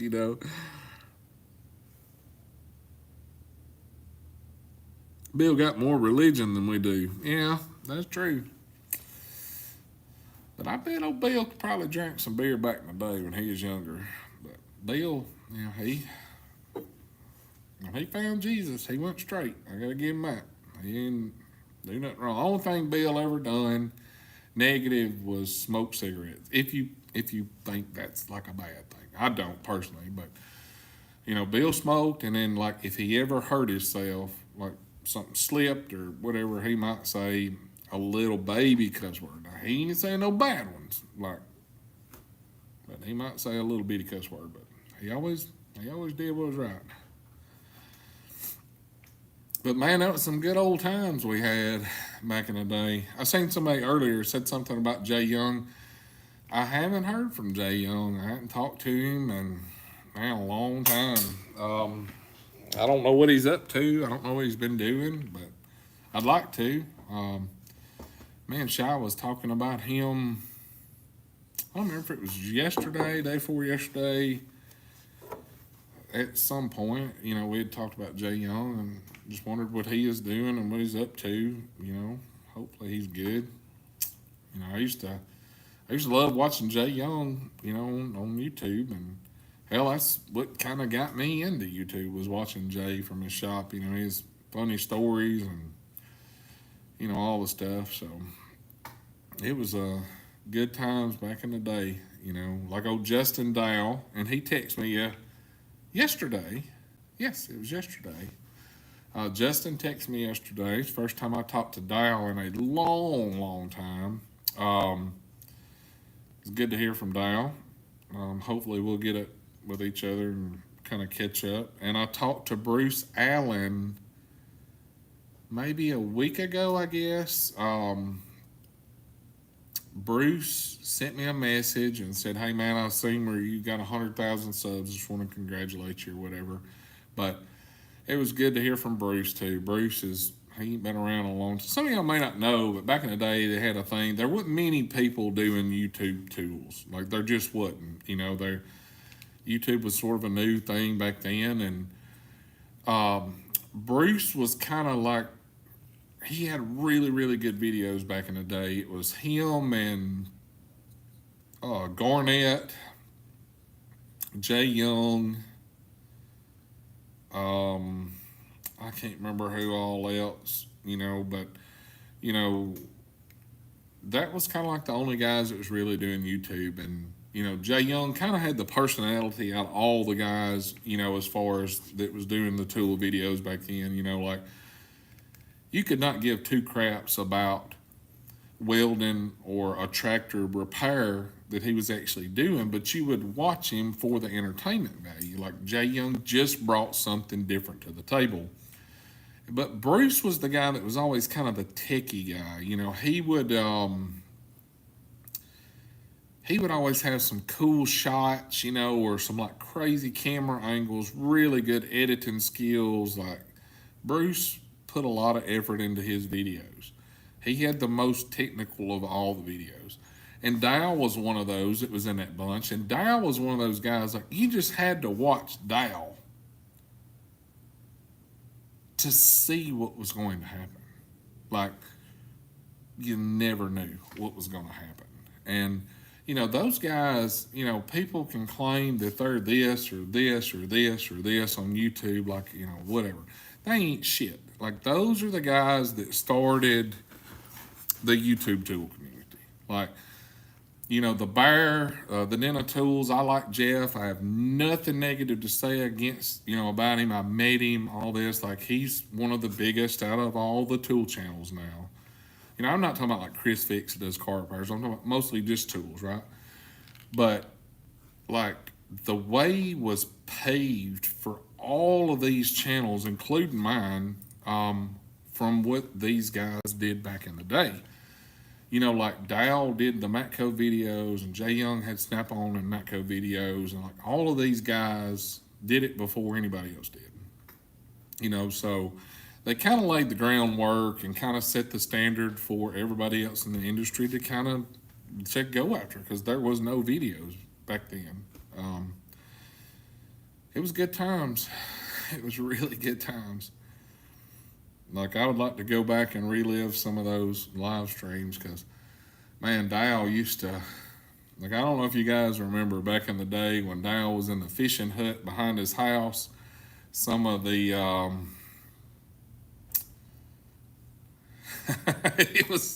it was really fun back then, Of course, the YouTube was a lot more lax back then. It wasn't as strict on like community guidelines, bull crap, and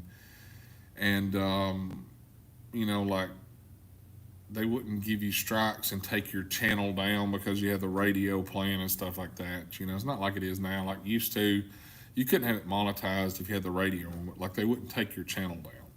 So it was a lot more laid back then, but it was some good times back in the day. I was proud to be a part of a lot of those live streams, and it was fun. Yep.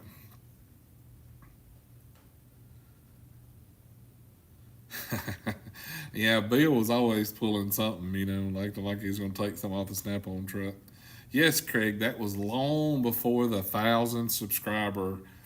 Like, used to, you could have a live stream if you had 10 subs,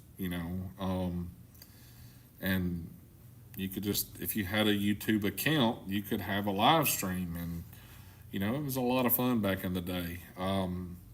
There's a lot lot of cliques got established, and like I guess it's still that way to some extent on YouTube today. Like you know if you like this person, you're automatically not supposed to like this person and all that. And that's a bunch of childish bull crap. YouTube's big enough for everybody. Just because you watch this person's channel doesn't mean you shouldn't watch this channel. Like all of that was pre YouTube drama, kindergarten 5-year-old girl crap, right? Like it ain't like that no more. It kind of sucks, now it's different, but it was a lot of fun back in the day. It definitely was. Oh yeah, monetization was 1,000. Yeah. But that was a long time ago. It was some good stuff, and but anyway, I kind of got off on my story. I was just talking about people texting me and stuff, but it was good to hear from Bruce. I'd like to hear from Jay Young. I hadn't heard from him in a long time. Hopefully, things are going well for Jay and life's good. And everything's prosperous for him. It was great to get a text from Dale. Because when Dale come to Memphis, that was one of the first meetups. I think it was Jay Young's second meetup that he had at Halls. Dale had flew in from California to go to the meetup, and man, we had a good time. It was me and who all was it that went? It was me and Dale and Shiloh in our truck, and then Ken the lawn guy,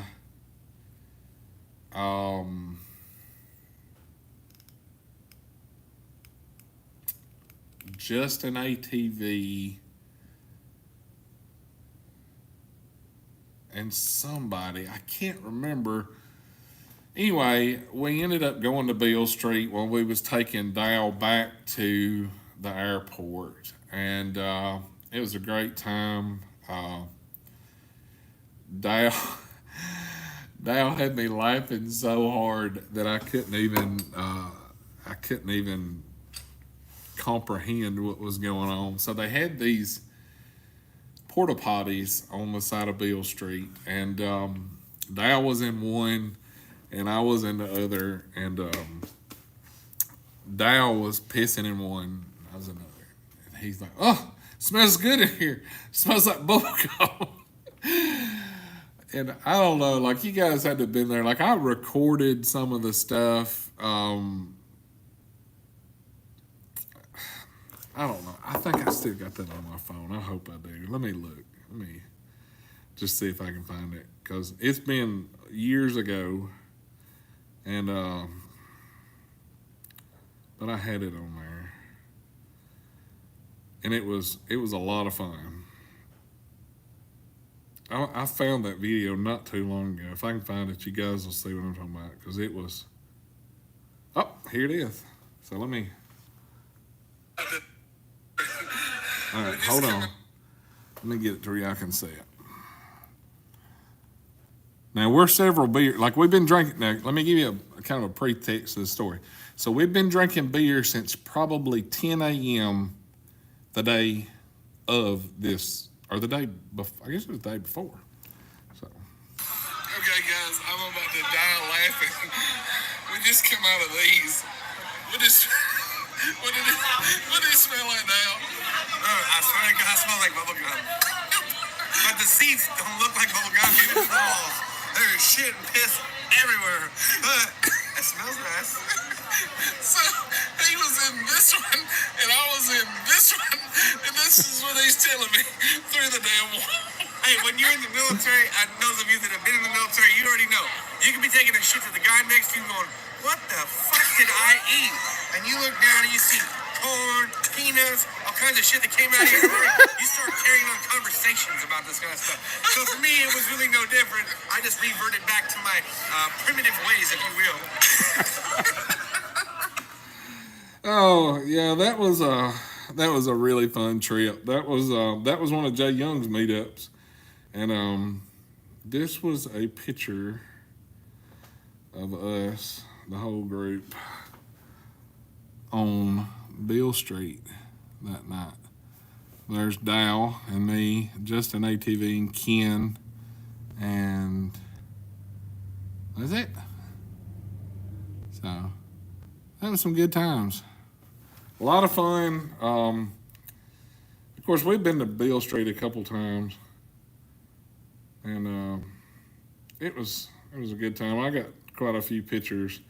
So he wanted to drink. You know, Dale's kind of like the cultural guy, right? So he goes to Memphis and he wants to drink some local brews, and yeah, he drank something like Memphis Red or something, some local brewery, some craft beer crap. Yeah, it was terrible. So there he is on Beale Street. It's pretty cool. But man, we've had a lot of fun. The meetups were a really good time. It was a lot of fun being a part of those. So let me see where I'm at here. I keep getting sidetracked. Did you get that Milwaukee blower off the Matco truck today? I did, yes sir. I bought it and the 5 amp-hour battery.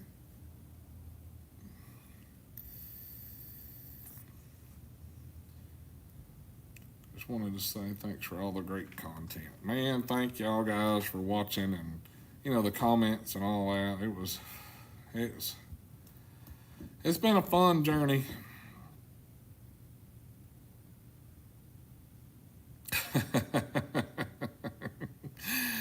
Oh, Dow was ready, buddy. We carried him to the airport, and in Memphis Airport, you know, well, it's like any airport. You know, they got like Delta, American, Spirit, blah blah blah blah blah terminal. So we let him out at the door. I don't remember the airline he was flying, but we let him out and we watched him. Now he is blitzed, like completely blitzed out of his mind at this point. He walks through the door. We watched him walk through the door. He sets his stuff down in front of the bench or whatever, and he lays down on the bench. I'm like, oh God, I hope he makes it through security and all this. Of course, he was there like 2 hours early, you know, and but anyway, he called me that afternoon. He made it made it back to California fine, and he called me and he was like going out to eat with his family at the time, and I was just glad he made it home, got on the right plane, all the good stuff, because he was in pretty bad shape when we let him out, because he'd had a lot of beer to drink. It was a good time. But you're one of the only ones left still making videos. Yeah, out of the old bunch I am, which I don't consider myself the old bunch, because, you know, those, like I say, those guys kind of paved the way for everybody that's making tool videos now, and everybody that thinks they're the king of the hill on the tool channel side. Like, you're not, buddy. You're way on down the list. Like, the internet wasn't as popular back then, and YouTube definitely wasn't as big back then. You know, a guy that had 4,000 subscribers back then, you know, if they would have kept going and, you know, not stopped for whatever reason, or, you know, where you get tired of it or you're just sick of making videos, because, like, it is kind of like one of them things, like, it's kind of like a job. Like, you know, you're like, God, I can make a damn video today. You know, for whatever reason that they quit making content, like, those guys would be the biggest tool channels they are now, because they had a huge following then. Like, back then, you know, I think Jay Young had maybe 5,000 or 6,000 subs, and I mean, it was a huge channel. You know, Bruce Allen had a lot of subs, and those guys were the biggest of the tool channels back in the day, by far. Like, way more subscribers than anybody else that even showed tool content. So they've been around a long time.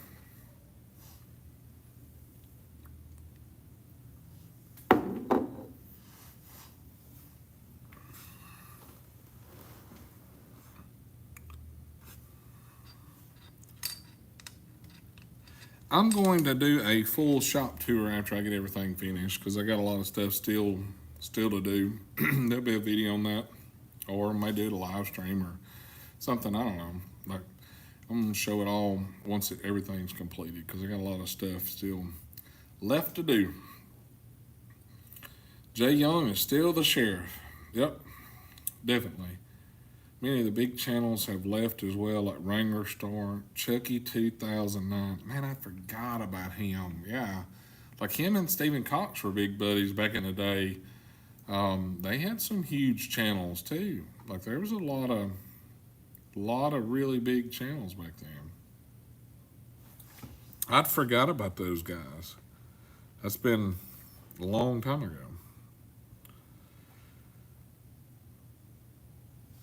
Been trying to get Cat Loco to do some. I forgot about Cat Loco too.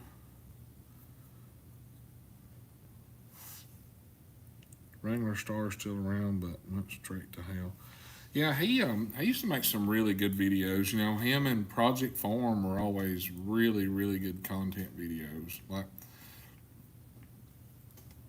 you know, I think there's different levels of YouTube for everybody. Like, you can ask Matthew Cox. Like, I didn't know. There's certain creators that's on YouTube that thrive to have a lot of subscribers. Like that's kind of a thing that is meaningful to them, I guess is maybe the right way to put it. Like I never was that guy. Like I didn't keep up with how many subs I had. I remember I think it was like 40,000, 50,000. I don't remember. It was one of those numbers. Like I had no clue I'd hit it. And Matthew calls me. He's like, "Dang, dude, congratulations! You just hit whatever blah blah blah thousand it was." Like I never cared. Like I never kept up with it. It wasn't something that was like I didn't get up every morning and look at my sub count. Like none of that shit really mattered, you know. And I don't know. Like some people just that was meaningful to them and it wasn't for me. And you got some people that look at YouTube as like a job. Like that's what they do. And there's nothing wrong with that. Like if that's what you're into, like man, do it. You know, like I always did YouTube as kind of just something to do. You know, I never really took it serious. You know, I never really like stressed over it and like, oh, you know, I gotta make this video perfect, and I'm not that guy. You know, I just turn it on. Whatever happens. If it's great, it's great. It's bad, it's bad. Like it is what it is. You know. But there's some people that really got into it, and you know, you look back and just, if I'd have done that, where would I be today? But it don't really matter. You know, like it ain't gonna change the outcome of your life. You're not gonna like be able to retire. You're not gonna be able to not work a job, kind of thing. You know, maybe you had a couple million. Like I'm sure Chris Fix probably makes a video, and that's what he lives off of. But you know, that's somebody's goals and admirations and dreams to have that. And I was the guy that found out when I hit milestones when people called and said, "Hey, you hit this number," or whatever. Like I knew when I hit 100,000 when YouTube had sent me an email to send the plaque to me. Like, it is what it is, right? But there's some people, you know, they live for those numbers and like it's meaningful to them, like it's going to bring value to their life, you know? And hey, if that's what makes you happy, man, hey, do it. You do you, man. Like I'm having a good time hanging out with a bunch of buddies and a bunch of people I've met drinking vitamin water, like Livestream.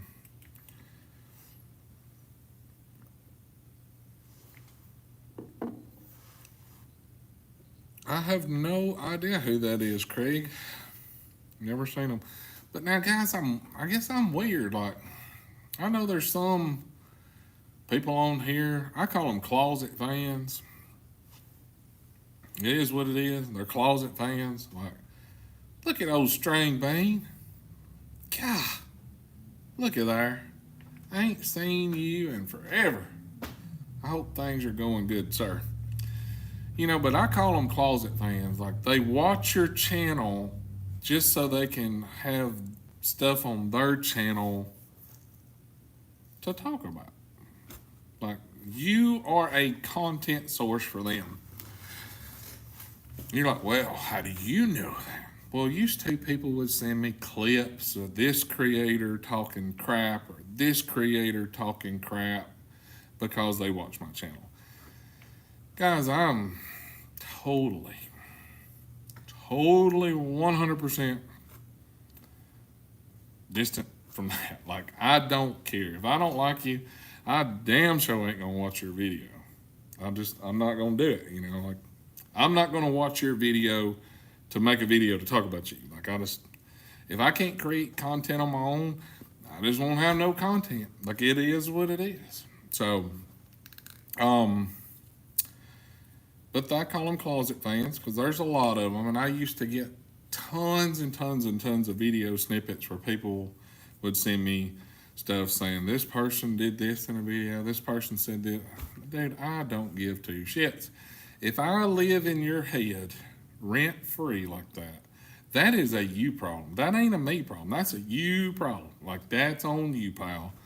Like, if you have to watch me to have content to talk about, that's a you problem, not a me problem. I don't care. But I don't watch tool channels. I don't watch any tool videos. I watch music. I watch sports, animals, that kind of crap.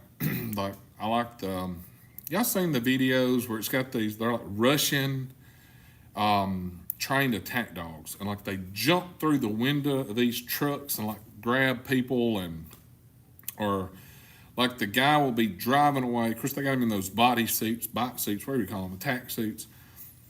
And they're trying to drive away in a car, and the dog will run and just boom through the window of the car and tear that ass out of the frame.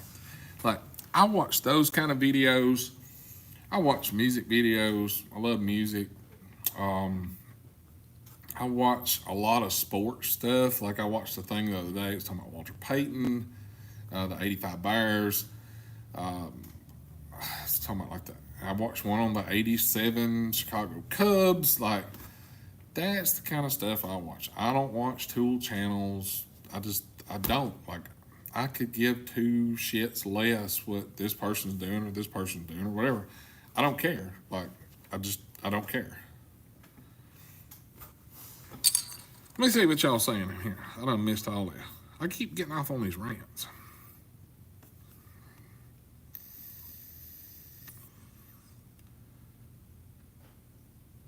String Bean, you probably got the hots from Miss Matco. You got a girlfriend, though. I remember seeing that on Instagram. String Bean's got a girlfriend. Old love machine there. Big Daddy Love Man. I'm get post my ceiling. I'm get post clay put on my ceiling. Oh, you're gonna put a poster of me. String Bean, I might have to just take you a picture just for that, sir. I've been doing some gaming lately with Mac the Shiznit and others. Dude, I'm gonna tell you, I used to make fun of people that gamed. Now, this is a true story. So, my wife and me went to Tupelo, and we was not car shopping. We just went to Tupelo just to go. Was going to eat or something. I don't know. Anyway, we drove by a car lot. We pulled in. She was looking for a 4Runner because, we liked the reliability and the way this truck rode and drove and this and that. So we looked at the 4Runner, and we looked at Lexus, we looked at this, we looked at that. And she looked at these Palisades, and they're the calligraphy edition. They got the suede, post ceilings. I mean, these freaking things just sweet, super sweet rides. So anyway, we ended up pulling the trigger and was going to buy this car. So we're sitting in there, fixing to do paperwork. And we may have already started the paperwork. I can't remember. Anyway, I look on the wall and I got this big sign that says, enter to win the weekly drawing for a PlayStation 5. I'm not even thinking about gaming because it's talking about all the stuff you can do on PlayStation 5. One of them is watch movies. Well, I just happen to have an awesome collection of John Wayne and Clint Eastwood DVDs. I don't even have a DVD player. I wanted this game to watch movies on. I could have went and bought a DVD player. They're probably $78 now. I don't know. Nope. What do? I tell the guy, I'm going to change my mind about that. If I can't win that drawing to win that PlayStation, because now, backstory, we probably bought 15 or 16 vehicles from this dealership. Like, we had bought a bunch of them. Just in the last couple of years, we had bought a Jeep. We bought that truck. My mom bought a car. My sister-in-law bought a car. And we had 2 cars that came from that dealership in like the last year and a half or so. Like, it was a lot, right? She's like, is that what it's going to take to close this deal? Yeah. Okay, I'll get you a PlayStation 5. It was that easy. So that's how I ended up with a PlayStation 5. No intentions of gaming on this thing, right? I'm going to use it to watch John Wayne and Clint Eastwood. So one of my buddies was like, man, you got to get that Tiger or PGA Tour, whatever, 2034 or whatever. I don't even remember the name of it. Okay, they had them on sale at Best Buy. It's $20 for a game. I thought, well, that's $20. Dude, I played the crap out of that thing. I mean, played the ever-living snot out of that game. Best $20 I ever spent by far. So I ain't gonna make fun of gamers no more, Craig. But y'all ever want to have a PGA game? I'm in. Y'all want to put a little money out? I'm in. I'm there. Let's see, where am I at? I got sidetracked about the game. Let's see, I got a Milwaukee pack-out vacuum for Christmas. I like the pack-out stuff, String Bean. That's nice. I like the pack-out stuff.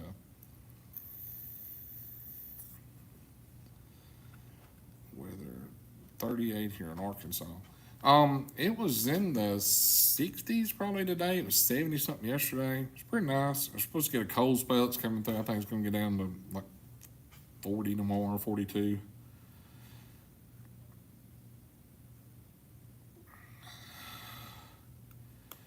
Being an owner-operator trucker with multiple trucks, I'm curious, Clay, what do you supply your drivers with and mechanical expectations do you have of your drivers? Personally, I put toolkits in mine. Well, I don't have any trucks or anything like that anymore, thank God. But when we did, I had simple toolkits in there, and that's kind of how I started out with some of my YouTube videos, like kind of like how the content started. Because one, there's a few things you can 10,000% count on. You're going to have a driver that's going to run out of fuel at the fuel line. Guaranteed. It's going to happen. And he's going to call you at 2 o'clock in the morning because he let his truck run out of fuel, wait in line behind some fat bastard that went in there and decided to take a shower. It's going to happen. It's going to happen. You are going to have airbag issues. You're going to have air line leakage issues. You are going to have headlight repairs. You're going to have taillight repairs. So the thing that kind of started some of the YouTube videos for me is I had a driver calling me, and it was like 1 or 2 in the morning. My wife's in here. She'll attest to all this. I get a phone call from a driver that wants to put his truck in a shop in Love's up in Kentucky because he has a headlight out. You heard that right. Let me repeat it again just in case the phone glitches. I had a driver want to put his truck in the shop because he had a headlight bulb shot on his truck. And I said, man, just go in Love's, buy a headlight. It's like a 1057 or whatever part number, a 1007 or whatever part number was. I used to tell you. I can't remember anymore. It was a 587 Peterbilt. Buy the bulb, open the hood. I don't have no tools, man. Dude, you ain't got to have no tools. God give it to you when you come out your mama. You got a finger and a thumb. It's all the tools you got to have. Man, I ain't no mechanic. When he got back, that was the last trip he made in my truck. Because if you too damn dumb to change a light bulb, you don't need to be responsible for an 80,000-pound bullet doing 80 mile an hour down the highway. Because my trucks weren't governed. We got where we went. That's just how it went. But I made some videos. They're still on my channel. You can go back and look at them. Truck fixing playlist right. How to fix an air leak. How to change an airbag. How to block off an airbag so you can go on to where you're going. How to change a tail light. How to change a pigtail. How to change an air line on a tractor. Like all the simple stuff. But I'm going to tell you, there's damn good money in owning trucks, but it's a horrible way to make a living because there's some damn idiots that get their CDLs and they will find their way in your driver's seat. Like tearing up stuff, tearing up tires, always some damn tires, running over curbs, blowing out some tires, too lazy to check the tires, too lazy to check anything. I had a truck. It was an International with a Cummins in it. The guy got flagged over and they made him pull over because oil was going on the car's windshield behind him. He gets out. When he sends me a picture of the truck, it's all down the side of the truck and trailer, all over the mirror, splattered on his driver mirror, up on the windshield, and he didn't notice that he had an oil leak.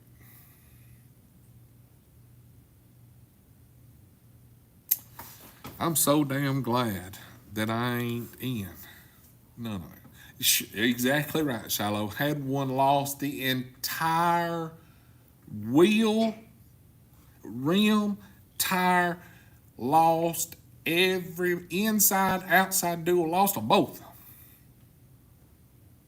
And didn't know he lost them. Never knew it happened.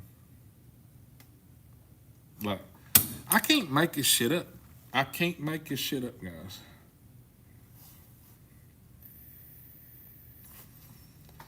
I don't miss that at all. We made a lot of money, but Lord, you spent a lot of money fixing stupid stuff. And I wouldn't go back to that life. There ain't no damn way, son. I'd live in a fucking tent beside a ditch in the middle of the county shed before I would damn. Ain't no way I'd go back there and put it with that. Or the part that pissed me off worse about having damn drivers, you hire a good one and you pay them good. Like at the time, we was paying 56 cents a mile. The guy would wouldn't have no money when you hire him. You'd have to give him a front. You'd have to front him $200 so he could come to work. Have to pay some bitch before he even does any work. Then he comes to work, makes a little money, makes good money, like clears $1,500 a week money. Makes good money. Because back in, we wouldn't on e-logs, we run paper logs, and I wasn't the kind of guy that was going to push you one way or the other. If you wanted to work, you knew how to work, you knew how to draw crayons on the paper, like, that's your prerogative. You do you, I'm going to do what I got to do over here. No big deal. We both making money. The guy would get on his feet, have a couple of good weeks, clearing $1,500 a week. He would have a load. You'd let him come home on the weekends. Try to get all the drivers home on the weekend. He would have to leave out Sunday night with a load going to, say, Texas. Simple little 8-hour haul down to Dallas. I'd come in Monday morning, truck's supposed to be in Texas getting unloaded at 10 o'clock. I'd come in Monday morning, truck's still sitting there. Call him, it's always some excuse. Can't call you to say, hey man, I ain't gonna make it to get that load. So then I gotta, like, not prepared. I come to work in the shop or the office that day. I gotta get in the truck, no clothes, no nothing. Get in the truck, crank it up, and go down there. Like, it ain't worth the headache. I wouldn't own another trucking company. Ain't no way.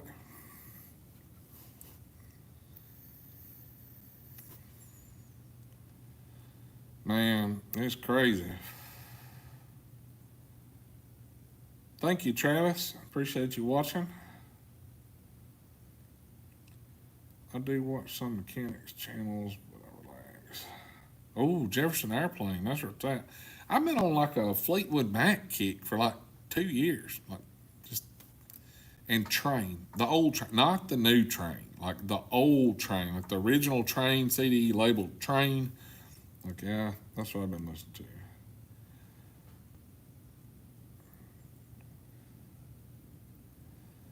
to. See, Snap on Gaming.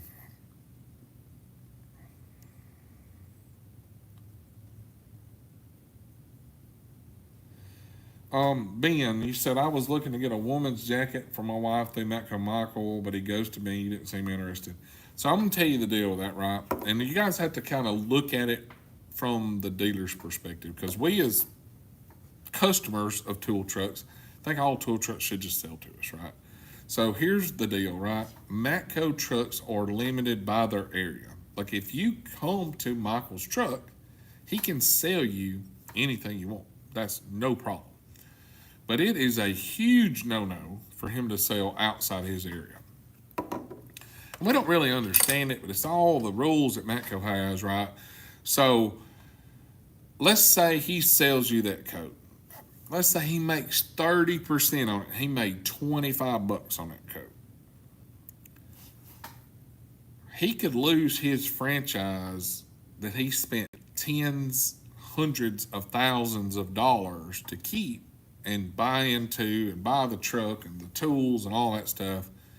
Like, I 100% agree. I wouldn't risk losing my franchise that I spent all that money and the business I built to build for a small portion of a sale. Like, they're just not allowed to do it. And Michael's not a rule breaker. Like, he's not going to do that. He's not a renegade. If Matco says you can't sell outside your area, he's not. But, like, you could come to the meetup that we have and you could buy everything on his truck and he'd sell it to you, and that's 100% legal. So, I mean, that's kind of like, and I know he probably won't tell everybody that, it's a lot to say, but that is what it is. 37 now, gonna be 29 in the morning, high for 42. That's about what it's supposed to be here, Matt.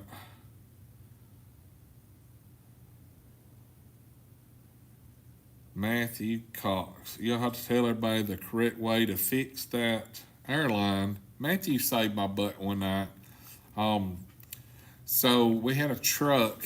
Matthew's comment was, and if you own a KW or a Peterbilt, the DPF is going to melt the airlines on the right side of the frame rail.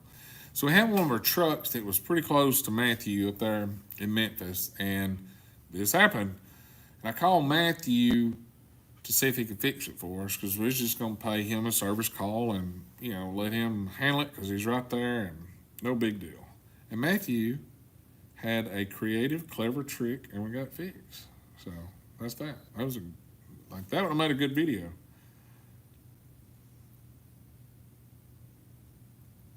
Let's see. It is definitely getting worse, Matthew. I'm way behind, guys. Haven't seen my Matco dealer since Thanksgiving of last year. Ooh, that would suck.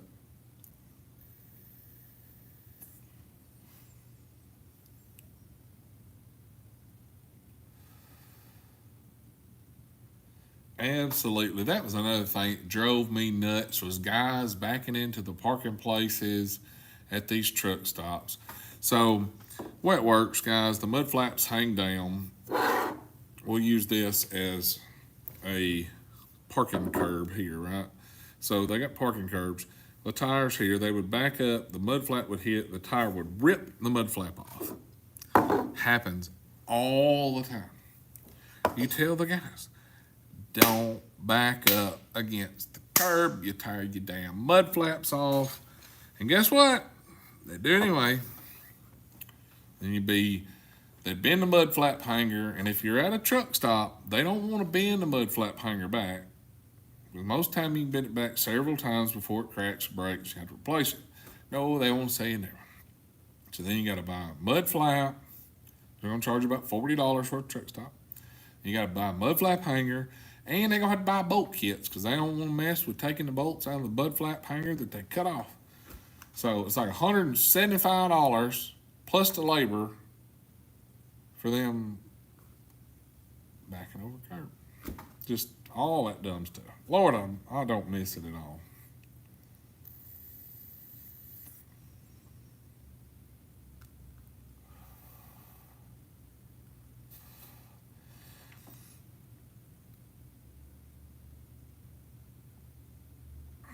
No hate to him, but I got one from another YouTuber's Matco dealer shipper.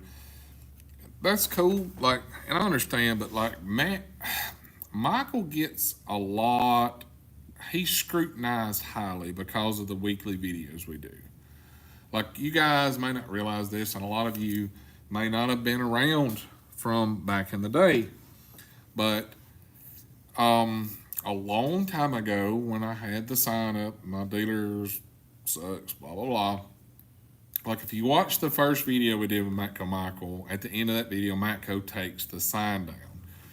Matco corporate wanted that sign gone because it hurt them, as a corporate. Even though the sign clearly said, my Matco dealer, not Matco corporate, Matco dealer, meaning the individual franchise that had this area at the time.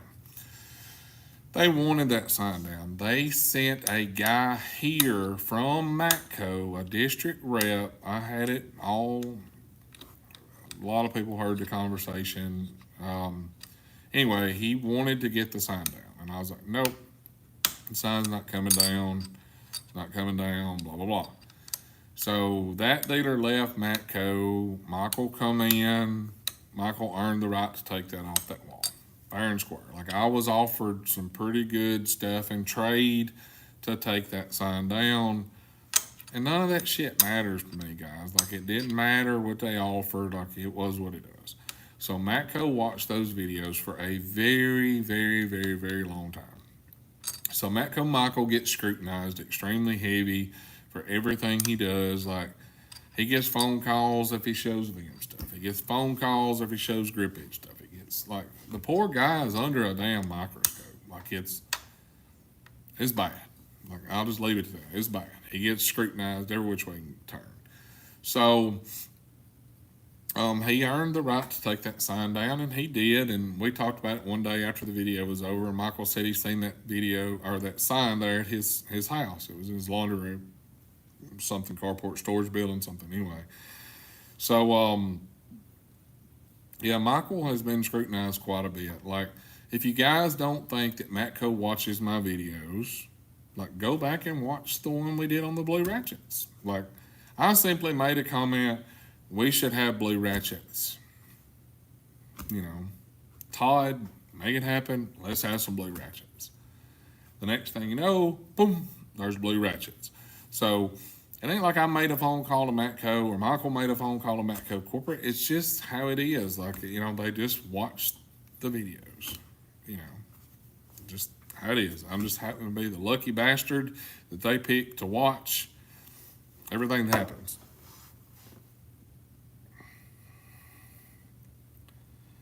My favorite live stream was the Bean Boozle Challenge. God, that was a fun little video to do. That was you guys have never played Bean Boozle and you've got kids, you should do that with them at Christmas time or some holiday get together. That's pretty fun. But I'm gonna tell you, there's some pretty rancid jelly beans that's in those packs. Let's see. I don't know if I'll ever buy another tool from Matco. Waited 2 years for a new guy and he quit a week, and the guy before him was a real gem too. And, a lot of that has to do with the dealers, like, Michael is a prime example. Like, no dealer can say, the dealer before me ruined my route, and that's why I'm struggling. Like, I'm going to call bullshit. like straight up bullshit on that, because nobody walked into a bigger hole than Michael Cummins when he took over the Matco route right here where I live. Not a single soul. Everybody knew about the video. Everybody watched the video. Everybody knew the dealer. Everybody was in agreements with me on our previous dealer. Matco Michael had a huge hole to fill before he could make headway. And he did it, and he's done extremely well. And Matco should 100% have him and Leslie on some type of board to help Matco dealers that have taken routes over that are struggling. They should. If I was in charge at Matco, I would have Michael and Leslie come to the class and explain the situation that they walked into. Because, granted, Matco didn't disclose all this to them. They walked into it, and then, boom, gets hit in the face. So they could explain to some of these dealers what they're going to face from previous messes that the other dealer left them. And they could help them, and it would make a huge difference in the turnover rate, I believe, and it needs to be something that they should do to help the dealers out, because there's a lot of dealers that are leaving routes in big messes.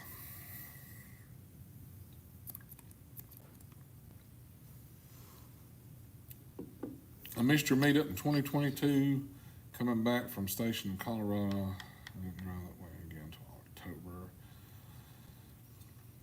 Like the purple and the pink ratchet's better than the blue. Yeah, everybody their own. Like, I've got a pink Matco ratchet. I don't use it. It's just a collector's thing. But like, I don't even use the blue one. Like, I'll be honest with you, I'm still using the old orange one, the first one I ever bought. Love that thing. I like orange though. Obviously.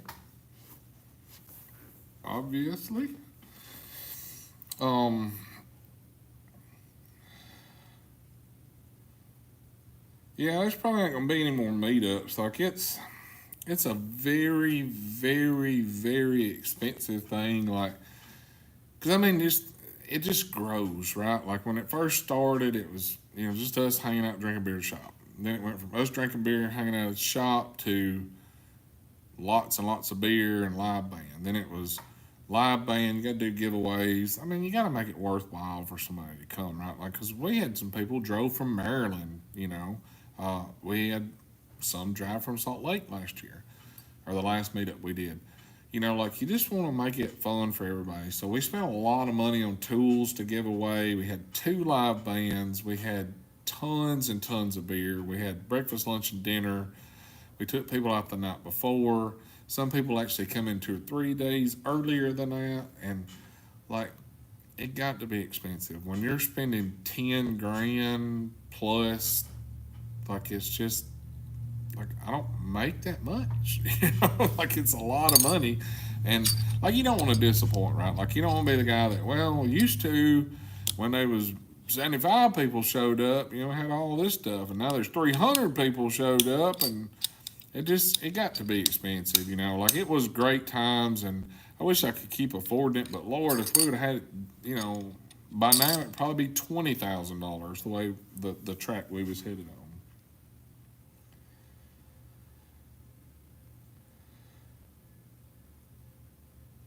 Oh, you're right, Walter, about I forgot about that. The Snap-on, he was going to give him the jack if he could tote it. And he did, but forgot the handle. You're right.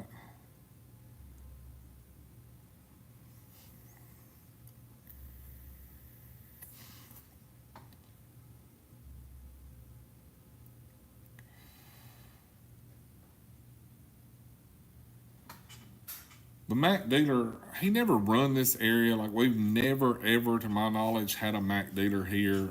He was south of here. So kind of how that started was, it was probably 2020, maybe 2019, 2020, somewhere in that area. Jeremy Cox, a good friend of mine, he's a Mac dealer up in Kentucky, super stand-up guy. got a great business. Just bought a brand new tool truck, by the way. Super stand-up guy. He actually, that's kind of when the RBRT line first launched. And so Jeremy calls me. He's like, hey, man, the guy that demos all the RBRT stuff wants to come up here and, do some videos with you. I'm like, okay. Like, I didn't know what the hell RBRT was. Like, I'm not gonna lie, I never even heard it because we didn't have a Mac guy, right? And I don't watch tool content, so I didn't know what RBRT was. So, anyway, Jeremy drives down here from Kentucky. The guy that owns Mac Daddy Michael's truck is named Wilson Gamble. He's got like 3 Mac trucks, I think, 3 or 4, couple trucks. Anyway, so since Dan was coming up here, he wanted Michael to come up here because it was a brand new big 26-foot box truck, blah, blah, blah. Wanted him to come up here so we could show it off on video. It was a brand new truck. It was the biggest truck around here at the time. So, and also I think he wanted Michael to kind of learn a little bit about the RBRT stuff. I mean, it's all free training, right? So he come up here. We shot some videos with Dan. Jay Young was here. And we went on the Mac truck, and that's when I did the first Mac video. So Michael, he kind of got a little bit of a taste of that. He wanted to come back and do videos weekly, and that's kind of what we did. And, it was 40 miles for him to drive one way, and I guess it was just, not worth it because, yeah, he would gain some sales off the video, but, I wasn't buying a lot because at the time, me and Hamilton are still good friends, don't get me wrong, but like me and Hamilton were great friends at the time, and everything I tried to buy from Hamilton that I could, and I was trying to support Matco Michael because I could see what he was doing, and like it's hard to buy from 4 tool trucks at one time, like it's just hard to do, and those guys had been here since the beginning, and you're not going to cut that off. Like I would buy from Mac Daddy Michael on stuff that I hadn't seen on other trucks or deals that he had that was better, but it is what it is. You're not going to buy from all 4 trucks every week like you need to, and like it just wasn't feasible. So let's see what we got here. Yeah, Joe, like we went over there for James's birthday. We went to Top Golf. We went to a steak place. It's a good time. Like, we'll have to get together and do some stuff. When the dealer switches, their accounts transfer. Yes, like if your dealer leaves the area, like you'll have to work something out with your dealer because technically you owe that dealer money and not the franchise money.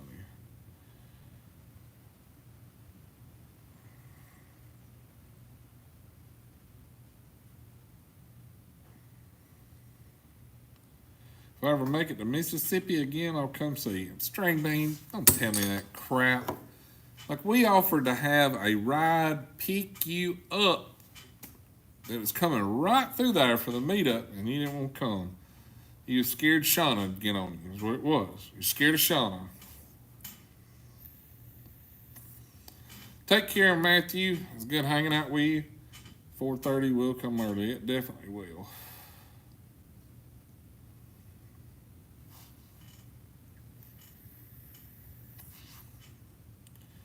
Absolutely, Walter. That is tough for trucks or young guys to understand.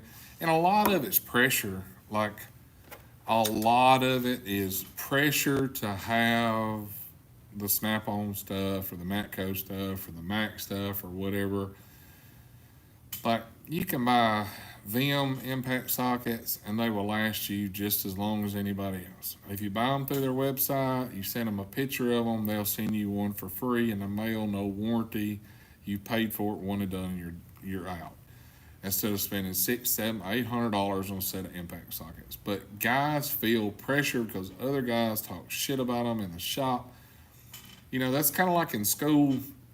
If you didn't have a lot of money, you would buy the knockoff Nikes. So you'd be wearing Nikes to school instead of Nikes. And now it's the Hey Dudes or Hey Your Mama names.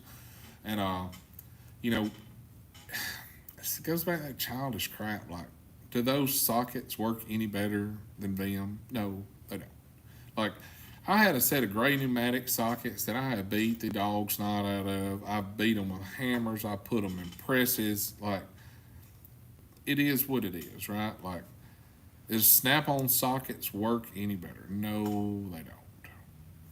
Like, people argue all that flank drive plus hyper drive, whatever.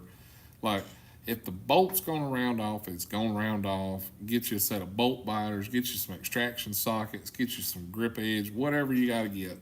Take a torch to it, weld a nut to it, whatever. It is what it is. Like, it ain't going to make you a better mechanic. It ain't going to save you any more time. And all the people that says it does is either getting, they made money off of Snap-on or something like it's. They're not any better. They're not any better. Buy a set of VM sockets. Then we can go on their website, click a button, done. And it's good people, great family-owned business. Thank you, String Bean. I was pleased to get that thing. Well, I used the new blower today just to blow out some stuff and blew out my carport. That's about all I've done with it.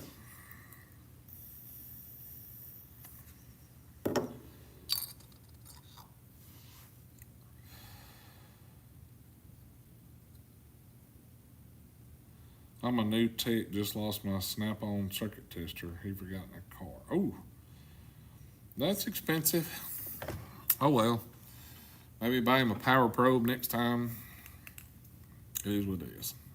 Right? You live and you learn. Well, guys, I have wasted 162 minutes worth of y'all's time. That's a long time. Because I was going to do like a 5-minute live stream, show y'all the new cool ratchet wrenches that I got from the VIM. And here we are, 163 minutes later. But I definitely enjoyed it. Hopefully, you guys did too. Great to have a live stream going. We got 96 people in here, and we got 96 thumbs up. So if you hadn't hit the thumbs up, might as well hit it, because, hey, we're at the end now, right? If you ain't enjoyed it by now, you kept watching for some reason. I'm sure there's some closet fans out there. Hopefully you boys found some new content for your channel. Have lots of fun stuff that you can make some content on, because you can't do it on your own. You guys have a great one. If you like the video, hit the thumbs up. And if you're not subscribed, click that button. Y'all guys have a great one. See ya.